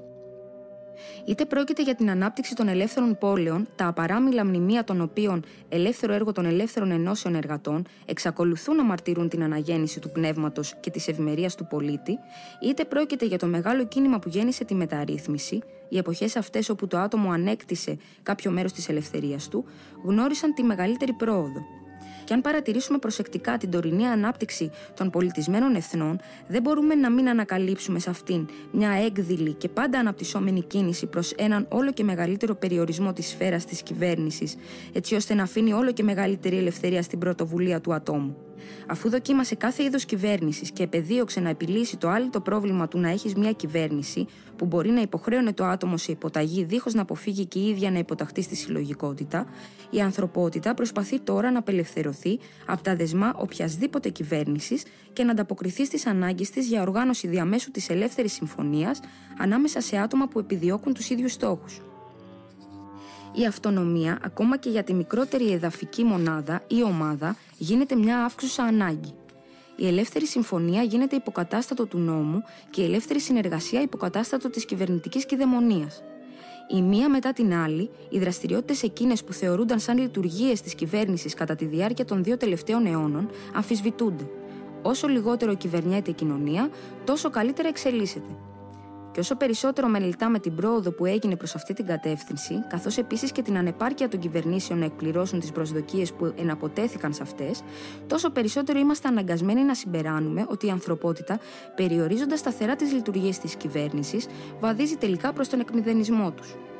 Προβλέπουμε ήδη μια κατάσταση της κοινωνίας όπου η ελευθερία του ατόμου δεν θα περιορίζεται από νόμους, δεσμά, από τίποτα άλλο έξω από τις ίδιες του τις κοινωνικές συνήθειες και την αναγκαιότητα που όλοι αισθάνονται, δημιουργία συνθηκών συνεργασίας, υποστήριξης και συμπάθειας ανάμεσα στους γείτονές του. Φυσικά, η ηθική της μη κυβέρνησης θα συναντήσει τουλάχιστον τόσες αντιρρήσεις όσες και η μη καπιταλιστική οικονομία. Το μυαλό μας έχει γαλουχηθεί με τόσες προκαταλήψεις αναφορικά με τις θεόσταλτες λειτουργίες της κυβέρνησης, ώστε οι αναρχικές ιδέες πρέπει να αντιμετωπίζονται με δυσπιστία. Ολόκληρη η εκπαίδευσή μας, από την παιδική ηλικία μέχρι να πεθάνουμε, καλλιεργεί την πίστη στην αναγκαιότητα μιας κυβέρνησης και των ευεργετικών της αποτελεσμάτων. Φιλοσοφικά συστήματα δημιουργήθηκαν για να στηρίξουν αυτή την άποψη. Η ιστορία γράφτηκε από αυτή τη σκοπιά. Θεωρίες περί δικαίου διαδόθηκαν και διδάχτηκαν για αυτό το σκοπό. Όλη η πολιτική βασίζεται στην ίδια αρχή. Κάθε πολιτικός λέει στο λαό του οποίου την υποστήριξη θέλει: «Δώσε μου την κυβερνητική εξουσία, θέλω και μπορώ να σε απαλλάξω από τις κακουχίες της τωρινής σου ζωής». Όλη η παιδεία μας διαποτίζεται από τις ίδιες διδασκαλίες. Μπορούμε να ανοίξουμε οποιοδήποτε βιβλίο κοινωνιολογίας, ιστορίας, νομολογίας ή ηθικής. Παντού βρίσκουμε την κυβέρνηση, την οργάνωσή της, τις πράξεις της να παίζουν ένα τόσο εξέχοντα ρόλο, ώστε να μεγαλώνουμε συνηθισμένοι να υποθέτουμε ότι το κράτος και η πολιτική είναι το παν, ότι δεν υπάρχει τίποτα πέραν των μεγάλων δημόσιων ανδρών. Οι ίδιες διδασκαλίες επαναλαμβάνονται στις εφημερίδες. Ολόκληρες στήλες καλύπτονται με λεπτομερείς καταγραφές κοινοβουλευτικών συζητήσεων, κινήσεων, πολιτικών προσώπων. Και ενώ διαβάζουμε αυτές τις στήλες, πολύ συχνά ξεχνάμε ότι πέρα από εκείνους τους λίγους άνδρες, η σημασία των οποίων έχει τόσο διωγγωθεί ώστε να επισκιάζει την ανθρωπότητα, υπάρχει ένα τεράστιο σώμα ανθρώπων, το ανθρώπινο είδος στην πραγματικότητα, που αναπτύσσεται και πεθαίνει, ζει μέσα στην ευτυχία ή τη θλίψη, εργάζεται και καταναλώνει, σκέπτεται και δημιουργεί. Και ακόμη αν επιστρέψουμε από το έντυπο υλικό στην πραγματική μας ζωή και ρίξουμε μια σφαιρική ματιά στην κοινωνία όπως είναι, μένουμε εμβρόντιτοι μπροστά στον απειροελάχιστο ρόλο που παίζει η κυβέρνηση στη ζωή μας. Εκατομμύρια ανθρώπινα όντα ζουν και πεθαίνουν δίχως να έχουν καμία σχέση με την κυβέρνηση. Κάθε μέρα πραγματοποιούνται εκατομμύρια συναλλαγές δίχως την παραμικρή παρέμβαση της κυβέρνησης. Και εκείνοι που κλείνουν μια συμφωνία δεν έχουν την παραμικρή πρόθεση να την παραβιάσουν. Ή μάλλον, εκείνες οι συμφωνίες που δεν προστατεύονται από την κυβέρνηση, εκείνες που σχετίζονται με γραμμάτια ή τα χρέη από χαρτοπεξία, τηρούνται ίσως καλύτερα από οποιασδήποτε άλλες. Η απλή συνήθεια του να κρατάει κανείς το λόγο του, η επιθυμία να μην χάσει την εμπιστοσύνη που απολαμβάνει, είναι απόλυτα επαρκή στη συντριπτική πλειονότητα των περιπτώσεων για να επιβάλλουν την τήρηση των συμφωνιών. Μπορεί φυσικά να υποθεί ότι υπάρχει και η κυβέρνηση που θα μπορούσε να τις επιβάλλει αν χρειαζόταν.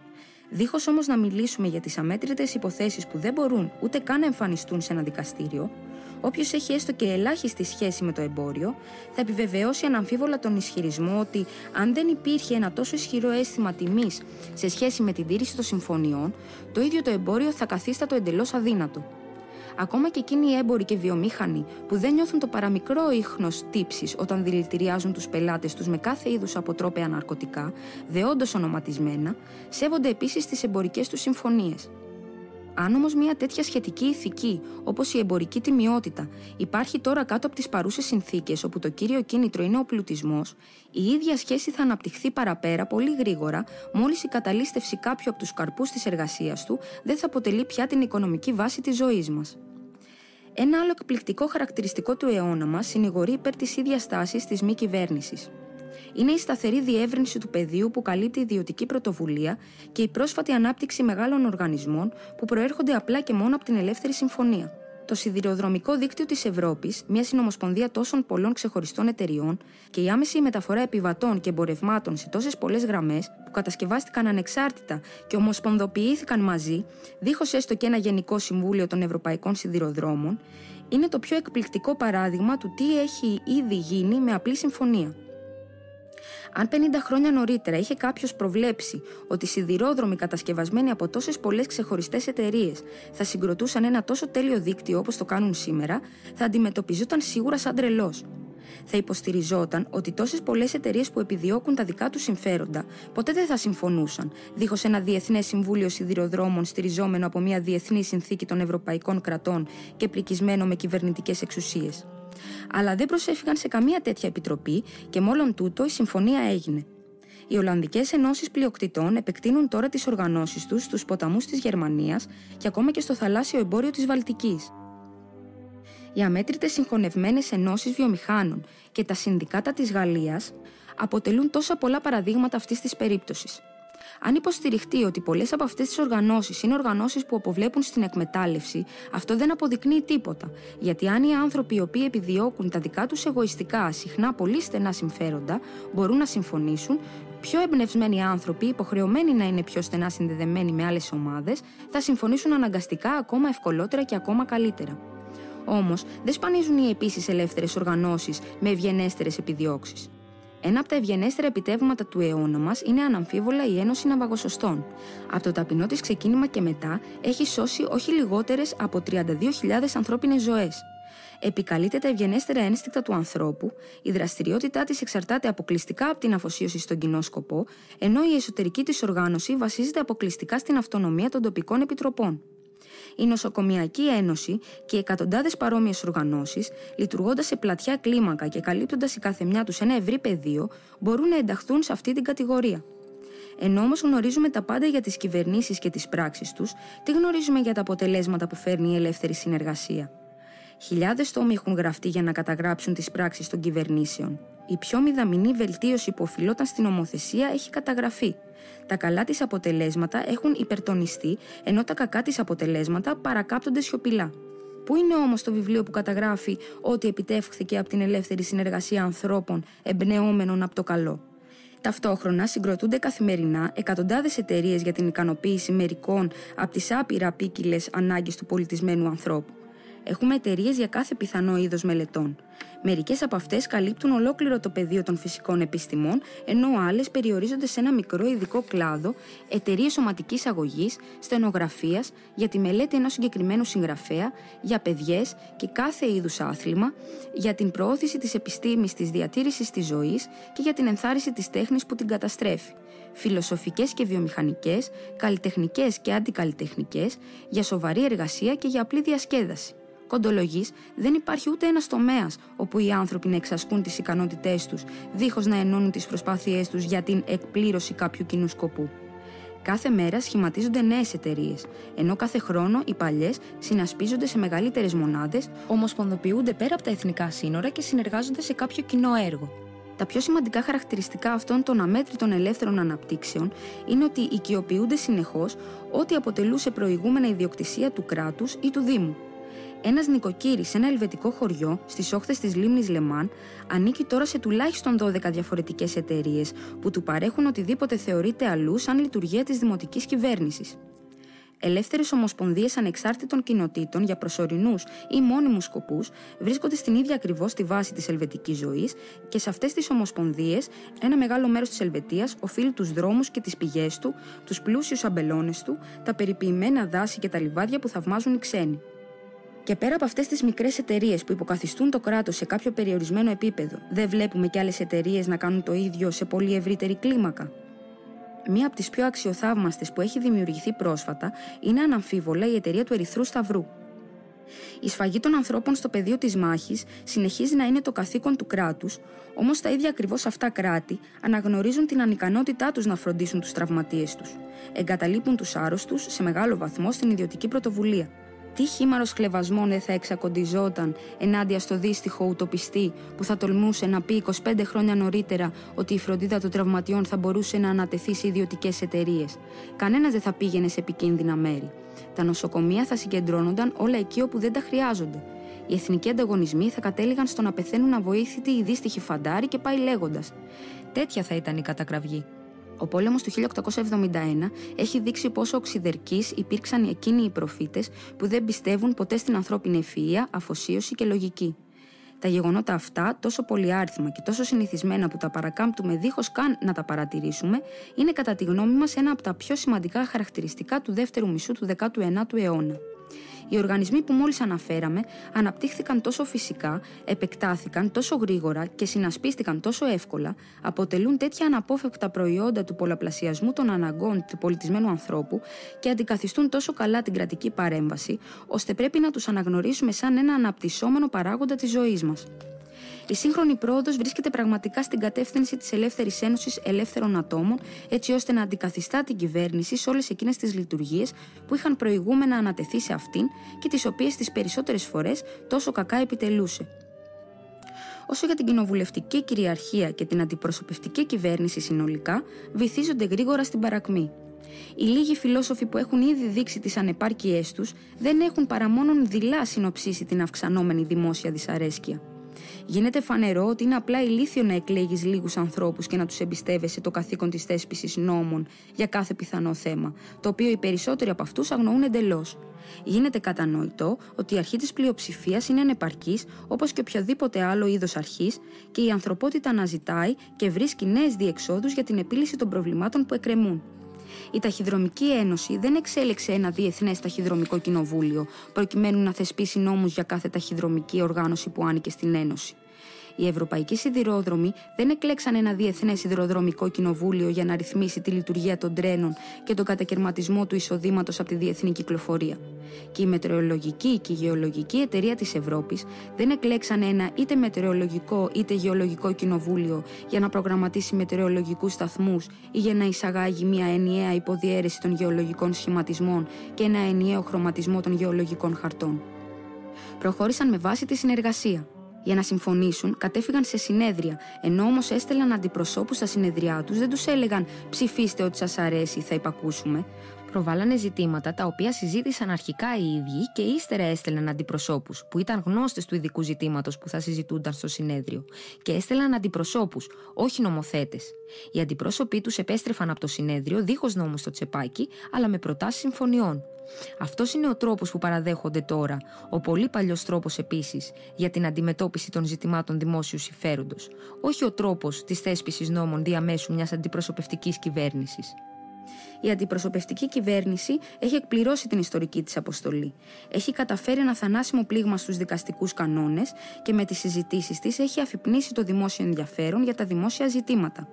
Το να βλέπεις όμως αυτή την κυβέρνηση της μελλοντικής σοσιαλιστικής κοινωνίας σημαίνει ότι διαπράττεις ένα χοντροειδές λάθος. Κάθε οικονομική φάση της ζωής συνεπάγεται τη δική της πολιτική φάση και είναι αδύνατο να αγγίξεις την ίδια ακριβώς τη βάση της τωρινής οικονομικής ζωής, ατομική ιδιοκτησία, δίχως μία αντίστοιχη αλλαγή της ίδιας ακριβώς της βάσης της πολιτικής οργάνωσης. Η ζωή δείχνει ήδη σε ποια κατεύθυνση θα γίνει η αλλαγή. Όχι στην κατεύθυνση της ενίσχυσης των εξουσιών του κράτους, αλλά της προσφυγής στην ελεύθερη οργάνωση και την ελεύθερη ομοσπονδία σε όλους εκείνους τους κλάδους που θεωρούνται τώρα αρμοδιότητα του κράτους. Η αντίρρηση στα παραπάνω μπορεί εύκολα να προβλεφτεί. Θα υποθεί φυσικά τι θα γίνει όμως με εκείνους που δεν τηρούν τις συμφωνίες, τι θα γίνει με εκείνους που δεν τους αρέσει να εργάζονται, τι θα γίνει με εκείνους που θα προτιμούσαν να παραβιάσουν τους γραπτούς νόμους της κοινωνίας ή στην αναρχική πρόταση τα άγραφα έθιμα. Ο αναρχισμός μπορεί να είναι καλός για μια ανώτερη ανθρωπότητα, όχι για τον άνθρωπο του καιρού μας. Πρώτα απ' όλα υπάρχουν δύο είδη συμφωνιών. Υπάρχει η ελεύθερη, την οποία συνάπτεις με ελεύθερη συνένεση, σαν ελεύθερη επιλογή ανάμεσα σε διαφορετικούς δρόμους που είναι εξίσου ανοιχτοί στον καθένα από τα συμφωνούντα μέλη. Και υπάρχει και η εξαναγκαστική συμφωνία, που επιβάλλεται από το ένα μέλος πάνω στο άλλο και γίνεται αποδεκτή από το τελευταίο από καθαρή αναγκαιότητα. Στην πραγματικότητα δεν υπάρχει απολύτως καμία συμφωνία. Είναι μια απλή υποταγή στην αναγκαιότητα. Δυστυχώς, ο μεγάλος όγκος όσων περιγράφονται τώρα σαν συμφωνίες ανήκει στην τελευταία κατηγορία. Όταν ένας εργάτης πουλάει την εργασία του σε έναν εργοδότη και γνωρίζει πολύ καλά ότι κάποιο μέρος της αξίας της παραγωγής του θα το πάρει άδικα ο εργοδότης, όταν την πουλάει δίχως ούτε την παραμικρή έστω εγγύηση ότι θα απασχοληθεί τουλάχιστον 6 συνεχόμενους μήνες, είναι μια θλιβερή κοροϊδία το να αποκαλείται αυτό ελεύθερη συμφωνία. Οι σύγχρονοι οικονομολόγοι μπορεί να την ονομάζουν ελεύθερη. Ο πατέρας όμως της πολιτικής οικονομίας, ο Άνταμ Σμιθ, δεν υπήρξε ποτέ ένοχος μιας τέτοιας διαστρέβλωσης. Όσο τα 3/4 της ανθρωπότητας αναγκάζονται να συνάπτουν συμφωνίες σαν αυτή που περιγράψαμε, η βία είναι φυσικά αναγκαία τόσο για να επιβάλλει την υποτιθέμενη συμφωνία, όσο και για να διατηρήσει μια τέτοια κατάσταση πραγμάτων. Η βία, και μάλιστα πολύ βία, είναι αναγκαία για να εμποδίσει τους εργάτες να πάρουν ό,τι θεωρούν ότι ιδιοποιούνται άδικα ή λίγοι, και η βία είναι αναγκαία για να οδηγεί συνεχώς νέα απολύτιστα έθνη, εντός εισαγωγικών, στις ίδιες συνθήκες. Δεν βλέπουμε όμως την αναγκαιότητα της βίας για την επιβολή συμφωνιών που συνάφθηκαν ελεύθερα. Δεν ακούσαμε ποτέ να επιβληθεί ποινή σε κάποιον άνθρωπο που άνοικε στο πλήρωμα ενός ναυαγοσωστικού και που σε μια δοσμένη στιγμή προτίμησε να αποχωρήσει από την εταιρεία. Το μόνο που θα του έκαναν οι σύντροφοί του, αν υπήρξε ένοχος σοβαρής αμέλειας, θα ήταν ίσως να αρνηθούν να έχουν οποιαδήποτε παραπέρα σχέση με αυτόν. Ούτε ακούσαμε να επιβληθεί χρηματική ποινή στο συνεργάτη ενός λεξικού επειδή καθυστέρησε στην εργασία του και για χωροφύλακες να οδηγούν τους εθελοντές του Γαριβάλντι στο πεδίο της μάχης. Οι ελεύθερες συμφωνίες δεν χρειάζεται να επιβληθούν. Όσο για την τόσο συχνά επαναλαμβανόμενη αντίρρηση ότι κανένας δεν θα εργαζόταν, αν δεν ήταν αναγκασμένος να το κάνει από καθαρή αναγκαιότητα, ακούσαμε ένα σωρό τέτοια πριν από την χειραφέτηση των δούλων στην Αμερική, καθώς επίσης και πριν από τη χειραφέτηση των δουλοπάρικων στη Ρωσία. Και είχαμε την ευκαιρία να τα εκτιμήσουμε ακριβοδίκαια. Έτσι, δεν θα προσπαθήσουμε να πείσουμε αυτούς που μπορούν να πιστούν μόνο με τετελεσμένα γεγονότα. Όσο για τους σκεπτικιστές, όφιλαν να γνωρίζουν ότι αν όντως ίσχυε αυτό για κάποια τμήματα της ανθρωπότητας στα κατώτατα στάδια της, ή αν ισχύει για κάποιες μικρές κοινότητες ή ξεχωριστά άτομα που οδηγήθηκαν στην καθαρή απελπισία εξαιτίας των πενιχρών επιτυχιών τους στην πάλη τους ενάντια στις αντίξωες συνθήκες, δεν ισχύει για την πλειονότητα των πολιτισμένων εθνών. Για μας, η εργασία είναι συνήθεια και η αεργία τεχνητή ανάπτυξη. Φυσικά, το να είσαι χειρονακτικός εργάτης σημαίνει να είσαι αναγκασμένος να εργάζεσαι για όλη σου τη ζωή 10 ώρες τη μέρα και συχνά περισσότερες, παράγοντας κάποιο μέρος από κάτι, το κεφάλι μιας καρφίτσας λόγου χάρη. Σημαίνει να πληρώνεις ένα μισθό με τον οποίο μπορεί να ζήσει μια οικογένεια μόνον υπό τον όρο ότι θα περιορίσει αυστηρά όλες τις ανάγκες. Σημαίνει να βρίσκεσαι πάντα υπό την απειλή να σε διώξουν αύριο από την εργασία σου. Και ξέρουμε πόσο συχνές είναι οι βιομηχανικές κρίσεις και τι αθλιότητα συνεπάγονται. Σημαίνει σε έναν πολύ μεγάλο αριθμό περιπτώσεων πρόωρο θάνατο σε ένα νοσοκομείο απόρων, αν όχι στο φτωχοκομείο. Το να είσαι χειρονακτικός εργάτης σημαίνει να φέρεις μια ισόβια σφραγίδα κατωτερότητα στα μάτια εκείνων ακριβώς των ίδιων ανθρώπων που ζουν από την εργασία αυτών των χεριών. Σημαίνει πάντα την απάρνηση όλων εκείνων των ανώτερων απολαύσεων που προσφέρουν στον άνθρωπο η επιστήμη και η τέχνη. Δεν υπάρχει αμφιβολία ότι όλοι και οι χειρονακτικοί εργάτες επίσης δεν έχουν παρά μόνο ένα όνειρο: να ανέβουν σε ένα επίπεδο όπου θα εργάζονται άλλοι για αυτούς. Αποκρουστική για την ανθρώπινη φύση είναι η υπερεργασία, όχι η εργασία. Η υπερεργασία για τον εφοδιασμό των λίγων με είδη πολυτελείας, όχι η εργασία για την ευημερία όλων. Η εργασία αποτελεί φυσιολογική αναγκαιότητα. Μια αναγκαιότητα κατανάλωσης της συσσωρευμένης σωματικής ενέργειας, μια αναγκαιότητα που είναι υγεία και ζωή αυτή καθ' αυτή. Αν τόσοι πολλοί κλάδοι χρήσιμης εργασίας λειτουργούν τώρα τόσο απρόθυμα, αυτό συμβαίνει απλώς επειδή σημαίνουν υπερεργασία ή δεν είναι σωστά οργανωμένοι. Γνωρίζουμε όμως, ο Γεροφραγκλίνος το ήξερε αυτό, ότι 4 ώρες χρήσιμης εργασίας καθημερινά θα ήταν παραπάνω από αρκετές για να προσφέρουν στον καθένα την άνεση ενός μέσου, εύπορου μεσοαστικού σπιτιού, αν αφιερωνόμαστε όλοι στην παραγωγική εργασία και αν δεν σπαταλούσαμε τις παραγωγικές μας δυνάμεις όπως κάνουμε τώρα. Όσο για το παιδιάστικο ερώτημα που επαναλαμβάνεται 50 χρόνια τώρα, ποιος θα έκανε τη δυσάρεστη εργασία, ομολογώ ειλικρινά ότι κανένας από τους σοφούς μας δεν αναγκάστηκε ποτέ να την κάνει, έστω και μία μόνο μέρα στη ζωή του. Αν υπάρχει ακόμα κάποια εργασία που είναι όντως δυσάρεστη αυτή καθ' αυτή, αυτό συμβαίνει μόνο επειδή οι επιστήμονές μας ποτέ δεν ενδιαφέρθηκαν να εξετάσουν τα μέσα που θα την καθιστούσαν λιγότερο δυσάρεστη. Ήξεραν πάντα ότι υπήρχε πληθώρα ανθρώπων που λιμοκτονούν και οι οποίοι θα την έκαναν για λίγες δεκάρες τη μέρα. Ως προς την τρίτη, την κύρια αντίρρηση που υποστηρίζει την αναγκαιότητα μιας κυβέρνησης για να τιμωρεί εκείνους που παραβιάζουν τους νόμους της κοινωνίας, υπάρχουν τόσα πολλά να πεις για αυτή, ώστε σπάνια μπορεί να θυγεί τυχαία. Όσο περισσότερο μελετάμε το ερώτημα, τόσο περισσότερο οδηγούμαστε στο συμπέρασμα ότι η ίδια η κοινωνία είναι υπεύθυνη για τις αντικοινωνικές πράξεις που διαπράττονται στους κόλπους της και ότι καμιά ποινή, καμιά φυλακή και κανένας δήμιος δεν μπορούν να μειώσουν τον αριθμό τέτοιων πράξεων, τίποτα έξω από μια αναδιοργάνωση της ίδιας της κοινωνίας. Τα 3/4 όλων των πράξεων που εκδικάζονται κάθε χρόνο στα δικαστήριά μας αντλούν την προέλευσή τους είτε άμεσα είτε έμεσα από την τωρινή αποδιοργανωμένη κατάσταση της κοινωνίας σε σχέση με την παραγωγή και τη διανομή του πλούτου, όχι από τη διαστρέβλωση της ανθρώπινης φύσης. Όσο για τις σχετικά λίγες αντικοινωνικές πράξεις που προκύπτουν από τις αντικοινωνικές τάσεις ξεχωριστών ατόμων, δεν μπορούμε να μειώσουμε τον αριθμό τους με τις φυλακές ούτε και προσφεύγοντας στο Δήμιο. Με τις φυλακές μας απλά τις πολλαπλασιάζουμε και τις κάνουμε χειρότερες.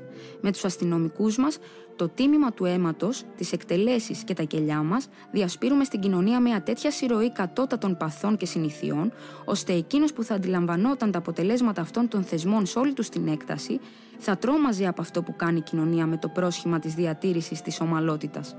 Θα πρέπει να αναζητήσουμε άλλες λύσεις και οι λύσεις αυτές έχουν υποδειχτεί εδώ και πολύ καιρό.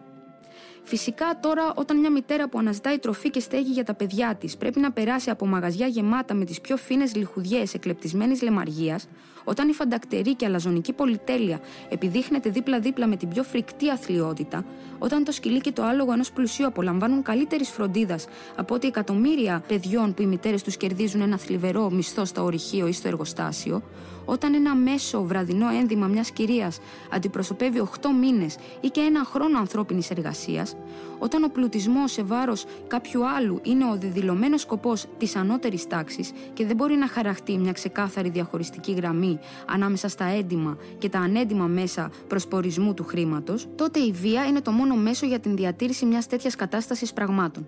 Συνακόλουθα, μια στρατιά αστυνομικών, δικαστών και δήμιων γίνεται ένας αναγκαίος θεσμός.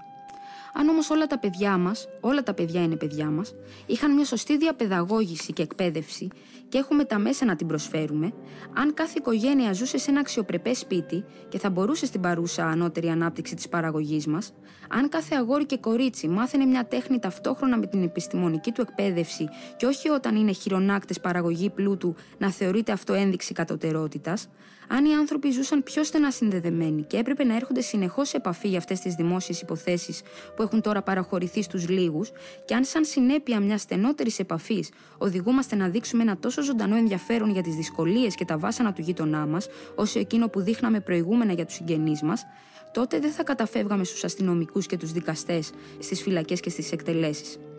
Οι αντικοινωνικές πράξεις θα εξαφανίζονταν, δεν θα τιμωρούνταν. Οι ελάχιστες συγκρούσεις που θα προέκυπταν θα διευθετούνταν εύκολα από διαιτητές και δεν θα χρειαζόταν περισσότερη βία για την επιβολή των αποφάσεών τους από όσοι απαιτείται τώρα για την εκτέλεση των αποφάσεων των οικογενειακών δικαστηρίων στην Κίνα. Και εδώ ερχόμαστε να εξετάσουμε ένα μεγάλο ερώτημα. Τι θα γινόταν η ηθική σε μια κοινωνία που δεν αναγνωρίζει νόμους και διακηρύσει την πλήρη ανεξαρτησία του ατόμου? Η απάντηση είναι ξεκάθαρη. Η δημόσια ηθική είναι ανεξάρτητη από τον νόμο και τη θρησκεία και προγενέστερη τους.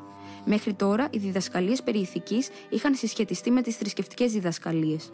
Η επίδραση όμως που άσκησαν στο παρελθόν οι θρησκευτικές διδασκαλίες στο νου μετατράπηκε σε απέχθεια και το κύρος που η ηθική αντλούσε από τη θρησκεία δεν έχει πια τη βαρύτητα που διέθετε παλιότερα. Εκατομμύρια άνθρωποι που έχουν χάσει την πίστη τους μεγαλώνουν στις πόλεις μας. Είναι αυτός λόγος για να εγκαταλείψουμε την ηθική και να την αντιμετωπίζουμε με τον ίδιο σαρκασμό που αντιμετωπίζουμε την πρωτόγονη κοσμογονία? Προφανώς όχι. Καμία κοινωνία δεν είναι εφικτή εάν δεν αναγνωρίζονται γενικά ορισμένες αρχές. Αν κάποιος μεγάλωνε συνηθίζοντας να εξαπατά τους συνανθρώπους του, αν ποτέ δεν μπορούσαμε να βασιστούμε στην υπόσχεση και τα λόγια ο ένας του άλλου, αν ο καθένας αντιμετώπιζε τον συνάνθρωπό του σαν εχθρό, εναντίον του οποίου είναι δικαιολογημένο κάθε μέσο πάλης, καμία κοινωνία δεν θα μπορούσε να υπάρξει. Και βλέπουμε στην πραγματικότητα ότι παρά την παρακμή των θρησκευτικών πεποιθήσεων, οι αρχές της ηθικής παραμένουν ακλόνητες. Βλέπουμε ακόμα και άθεους να προσπαθούν να ανυψώσουν το σημερινό ηθικό επίπεδο. Γεγονός παραμένει ότι οι ηθικές αρχές είναι ανεξάρτητες από τις θρησκευτικές πεποιθήσεις. Είναι προγενέστερες. Οι πρωτόγονοι Τσούξεις δεν έχουν θρησκεία. Έχουν μόνο προλήψεις και ένα φόβο απέναντι στις εχθρικές δυνάμεις της φύσης και μόλον τούτο ανακαλύπτουμε σε αυτούς τις ίδιες ακριβώς αρχές ηθικής, τις οποίες διδάσκουν χριστιανοί και βουδιστές, μουσουλμάνοι και Εβραίοι. Ή μάλλον, μερικές πρακτικές τους συνεπάγονται ένα πολύ υψηλότερο επίπεδο φιλετικής, tribal, ηθικής, από εκείνο που χαρακτηρίζει την πολιτισμένη μας κοινωνία. Στην πραγματικότητα, κάθε νέα θρησκεία δανείζεται τις ηθικές της αρχές από το μόνο πραγματικό απόθεμα ηθικής. Τις ηθικές συνήθειες που αναπτύσσουν οι άνθρωποι μόλις ενώνονται για να ζήσουν από κοινού σε φυλές, πόλεις ή έθνη. Καμιά ζωική κοινωνία δεν είναι εφικτή εάν δεν καταλήξει στην ανάπτυξη ορισμένων ηθικών συνηθιών αμοιβαίας υποστήριξης, ακόμα και αυτοθυσίας υπέρ της κοινής ευημερίας. Αυτές οι συνήθειες αποτελούν αναγκαίο όρο για την ευημερία του είδους στον αγώνα του για επιβίωση. Η συνεργασία των ατόμων είναι ένας πολύ πιο σημαντικός παράγοντας στον αγώνα για τη διατήρηση του είδους από ότι ο περιλάλητος φυσικός αγώνας ανάμεσα στα άτομα για τα μέσα ύπαρξης. Οι ικανότεροι στον οργανικό κόσμο είναι εκείνοι που μεγαλώνουν συνηθισμένοι να ζουν στην κοινωνία και η ζωή στην κοινωνία συνεπάγεται αναγκαστικά ηθικές συνήθειες. Όσο για την ανθρωπότητα, έχει αναπτύξει στους κόλπους της κατά τη διάρκεια της μακρόχρονης ύπαρξής της έναν πυρήνα κοινωνικών συνηθιών, ηθικών συνηθιών, που δεν μπορούν να εξαφανιστούν όσο υπάρχουν ανθρώπινες κοινωνίες. Και συνακόλουθα, παρά τις επιδράσεις ως προς το αντίθετο που υφίστανται τώρα σαν συνέπεια των τωρινών οικονομικών συνθήκων, ο πυρήνας των ηθικών μας συνηθιών συνεχίζει να υπάρχει. Ο νόμος και η θρησκεία δεν κάνουν άλλο από το να τις διατυπώνουν και επιδιώκουν να τις επιβάλλουν με το κύρος τους. Όσο μεγάλη και αν είναι η ποικιλία των θεωριών περί ηθικής, μπορούν όλες να υπαχθούν σε τρεις βασικές κατηγορίες: την ηθική της θρησκείας, την ωφελημιστική ηθική και τη θεωρία των ηθικών συνηθιών που πηγάζει από τις ίδιες ακριβώς τις ανάγκες της κοινωνικής ζωής. Κάθε θρησκευτική ηθική καθαγιάζει τις εντολές της, διαμορφώνοντάς τες έτσι ώστε να πηγάζουν εξ αποκαλύψεως και προσπαθεί να αποτυπώσει τις διδασκαλίες της στο νου με μια υπόσχεση ανταμοιβής ή τιμωρίας είτε σε αυτή είτε σε κάποια μελλοντική ζωή. Η ωφελημιστική ηθική υποστηρίζει την ιδέα της ανταμοιβής, αλλά την βρίσκει μέσα στον ίδιο τον άνθρωπο. Καλεί τους ανθρώπους να αναλύσουν τις απολαύσεις τους, να τις ταξινομήσουν και να δώσουν προτεραιότητα σε εκείνες που είναι πιο έντονες και πιο διαρκείς. Θα πρέπει να αναγνωρίσουμε ωστόσο ότι μολονότι έχει ασκήσει κάποια επίδραση, το σύστημα τούτο έχει κριθεί σαν επίπλαστο από τη μεγάλη μάζα των ανθρώπινων όντων. Και τέλος, όποιες και αν είναι οι παραλλαγές του, υπάρχει το τρίτο σύστημα ηθικής που προσβλέπει στις ηθικές πράξεις, στις πράξεις εκείνες που είναι οι πιο ισχυρές αναφορικά με το να καταστήσουν τους ανθρώπους πιο ικανούς για κοινωνική ζωή. Μια απλή αναγκαιότητα του ατόμου να απολαύσει τις χαρές των αδελφών του, να υποφέρει όταν κάποιοι αδελφοί του υποφέρουν, μια συνήθεια και μια δεύτερη φύση που διαμορφώνονται σιγά σιγά και τελειοποιούνται από την κοινωνική ζωή. Αυτή είναι η ηθική της ανθρωπότητας και αυτή είναι επίσης η ηθική του αναρχισμού. Αυτές είναι με πολύ συνοπτική μορφή οι κύριες αρχές του αναρχισμού. Κάθε μία από αυτές πλήττει πολλές προκαταλήψεις και ακόμη κάθε μία από αυτές πηγάζει από μία ανάλυση των ίδιων ακριβώς των τάσεων που εμφανίζει η ανθρώπινη κοινωνία. Κάθε μία από αυτές έχει πλούσια αποτελέσματα και συνεπάγεται μία συνολική αναθεώρηση πολλών κυρίαρχων απόψεων. Και ο αναρχισμός δεν αποτελεί ένα απλό όραμα ενός μακρινού μέλλοντος. Ήδη τώρα, όποια και αν είναι η σφαίρα δράσης του ατόμου, αυτό μπορεί να ενεργεί είτε σύμφωνα με τις αναρχικές αρχές ή στην αντίθετη κατεύθυνση. Και όλα όσα μπορεί να γίνουν σε εκείνη την κατεύθυνση, θα γίνουν στην κατεύθυνση που βαδίζει παραπέρα ανάπτυξη. Όλα όσα μπορεί να γίνουν στην αντίθετη κατεύθυνση θα είναι μια απόπειρα εξαναγκασμού της ανθρωπότητας να πάει εκεί όπου δεν θα πάει. Συμπληρωματικό σημείωμα στο δοκίμιο Αναρχοκομμουνισμός. Τα προγενέστερα κείμενα του Κροπότκιν αναφορικά με τις μεθόδους οργάνωσης της παραγωγής και διανομής ύστερα από μια επαναστατική απαλωτρίωση της ιδιοκτησίας βασίζονταν στην υπόθεση ότι θα υπήρχε επάρκεια αγαθών που θα επέτρεπε στον καθένα να παίρνει ό,τι χρειάζεται και να εργάζεται όσο μπορεί. Μετά την εμπειρία του όμως από τη Ρωσική Επανάσταση, κατέληξε σε ένα εντελώς αντίθετο συμπέρασμα. Αναγνώρισε τα εμπόδια που είχε να αντιμετωπίσει μια παραγωγή σε νέα βάση, καθώς επίσης τη φτώχεια του καπιταλιστικού κόσμου και διατύπωσε τη νέα άποψή του σε ένα ιστερόγραφο στη ρώσικη έκδοση του «Λόγια ενός εξεγερμένου», που εκδόθηκε το 1919. Η μέθοδος της οργάνωσης της παραγωγής ακολουθεί την προηγούμενη διδασκαλία του. Η ανάλυση του όμως, μετά τη Ρωσική Επανάσταση, της προσδίδει πρόσθετο ενδιαφέρον. Αποσπάσματα από το ιστερόγραφο στο «Λόγια ενός εξεγερμένου». Το ζήτημα της ανοικοδόμησης της ζωής από την κοινωνική επανάσταση έχει εκτεθεί μόνο σε γενικές γραμμές. Δυστυχώς, χρειάζεται να πούμε ότι οι σοσιαλιστές και οι εργάτες γενικότερα, έχοντας χάσει την ελπίδα για τη δυνατότητα μιας επανάστασης στο κοντινό μέλλον, δεν ενδιαφέρονταν για το ερώτημα τι χαρακτήρα θα ήταν σκόπιμο να πάρει η επανάσταση. Ο σύντροφός μας Πουζέ μας έχει πει στο «Πώς θα κάνουμε την επανάσταση» ότι θα μπορούσε να επιτευχθεί μια κοινωνική επανάσταση στη Γαλλία υπό την καθοδήγηση των συνδικάτων, ότι αυτά τα συνδικάτα και οι συνελεύσεις θα μπορούσαν να παλουτριώσουν τους καπιταλιστές και να οργανώσουν την παραγωγή σε νέα βάση, δίχως την παραμικρή διακοπή της παραγωγής. Είναι ξεκάθαρο ότι μόνο οι εργάτες διαμέσου των δικών τους οργανώσεων θα μπορούσαν να το επιτύχουν. Και μολονότι δεν συμφωνώ με τον Πουζέ σε ορισμένες λεπτομέρειες, συνιστώ αυτό το βιβλίο σε όλους εκείνους που κατανοούν το αναπόφευκτο της κοινωνικής ανοικοδόμησης, την οποία πρέπει να διασφαλίσει η ανθρωπότητα. Στις μελέτες που έκανα στην Αγγλία και τη Σκωτία, προσπάθησα πάντα να ανακαλύψω ποια ήταν η αληθινή ζωή των εργατών, έχοντας πάντα υπόψη μου το ακόλουθο ερώτημα. Ποια μορφή θα μπορούσε να πάρει η κοινωνική επανάσταση για να περάσει, δίχως υπερβολική αναταραχή, από την ατομική παραγωγή σε ένα σύστημα παραγωγής και διανομής οργανωμένο από τους ίδιους τους παραγωγούς και τους καταναλωτές? Εξετάζοντας αυτό το ερώτημα, οδηγήθηκα σε δύο συμπεράσματα. Το πρώτο είναι ότι η παραγωγή και η ανταλλαγή αντιπροσώπευαν μια τόσο πολύπλοκη επιχείρηση, ώστε τα σχέδια των κρατικών σοσιαλιστών που οδηγούσαν αναπόφευκτα σε μια κομματική δικτατορία θα αποδείχνονταν απόλυτα ανεπαρκή μόλις εφαρμόζονταν στη ζωή. Καμιά κυβέρνηση δεν θα μπορούσε να οργανώσει την παραγωγή αν οι ίδιοι οι εργάτες μέσω των συνδικάτων τους δεν το έκαναν σε κάθε κλάδο της βιομηχανίας, επειδή σε ολόκληρη την παραγωγή ανακύπτουν καθημερινά χιλιάδες δυσκολίες που καμία κυβέρνηση δεν μπορεί να επιλύσει ή να προβλέψει. Είναι οπωσδήποτε αδύνατο να προβλέψει τα πάντα. Μόνο οι προσπάθειες χιλιάδων μυαλών που ασχολούνται με τα προβλήματα μπορούν να συνεργαστούν για την ανάπτυξη ενός νέου κοινωνικού συστήματος και να βρουν τις καλύτερες λύσεις για τις χιλιάδες τοπικές ανάγκες. Το δεύτερο συμπέρασμα στο οποίο κατέληξα είναι ότι η τωρινή οικονομική ζωή στις πολιτισμένες κοινωνίες είναι δομημένη πάνω σε λαθεμένη βάση. Υπάρχει θεωρία ότι οι άνθρωποι στον κόσμο είναι χωρισμένοι σε δύο κατηγορίες. Σε εκείνους που χάρη στην ανώτερη παιδεία τους έχουν τα προσόντα να διευθυνθούν την παραγωγή και τους άλλους που εξαιτίας της περιορισμένης τους ικανότητας είναι αναγκασμένοι να εργάζονται για τους εργοδότες τους. Η όλη εξέλιξη της πολιτικής οικονομίας διακηρύσσει τη θεωρία αυτή. Έτσι πλουτίζουν άλλες χώρες αναπτύσσοντας τη βιομηχανία τους σε βάρος των υποανάπτυκτων λαών.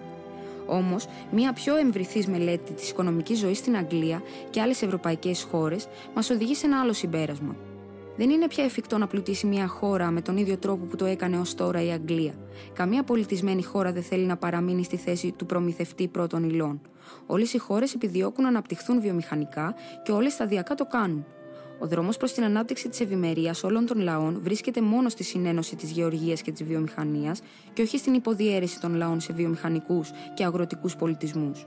Μια τέτοια υποδιέρεση θα οδηγήσει αναπόφευκτα σε ατέλειωτους πολέμους για την απόκτηση αγορών και φτηνής εργασίας για τη βιομηχανία. Προκύπτει επομένως ότι η κοινωνική επανάσταση, όποτε και αν ξεσπάσει, θα πρέπει να εξετάσει σαν πρώτο της καθήκον την αύξηση της παραγωγής. Οι πρώτοι μήνες χειραφέτησης θα αυξήσουν αναπόφευκτα την κατανάλωση αγαθών και η παραγωγή θα μειωθεί. Και επιπλέον, οποιαδήποτε χώρα κάνει μια κοινωνική επανάσταση θα περιβάλλεται από ένα κύκλο γειτόνων, είτε μη φιλικών είτε πραγματικών εχθρών. Κοντολογής, μια επανάσταση θα οδηγήσει αναπόφευκτα σε αυξημένη κατανάλωση, γιατί το 1 τρίτο του πληθυσμού ολόκληρης της Ευρώπης ζει στη μιζέρια και υποφέρει από έλλειψη ρούχων και άλλων αγαθών. Η ζήτηση προϊόντων θα αυξάνεται ενώ η παραγωγή θα μειώνεται και τελικά θα έρθει ο λοιμός. Μόνο ένας δρόμος υπάρχει για να αποφευχθεί αυτό. Θα πρέπει να καταλάβουμε ότι μόλις ένα επαναστατικό κίνημα ξεκινάει σε μια χώρα, η μόνη δυνατή κατεύθυνση θα είναι το να πάρουν οι εργάτες και οι αγρότες εξ αρχής στα χέρια τους ολόκληρη την εθνική οικονομία και να την οργανώσουν οι ίδιοι με στόχο τη γρήγορη αύξηση της παραγωγής.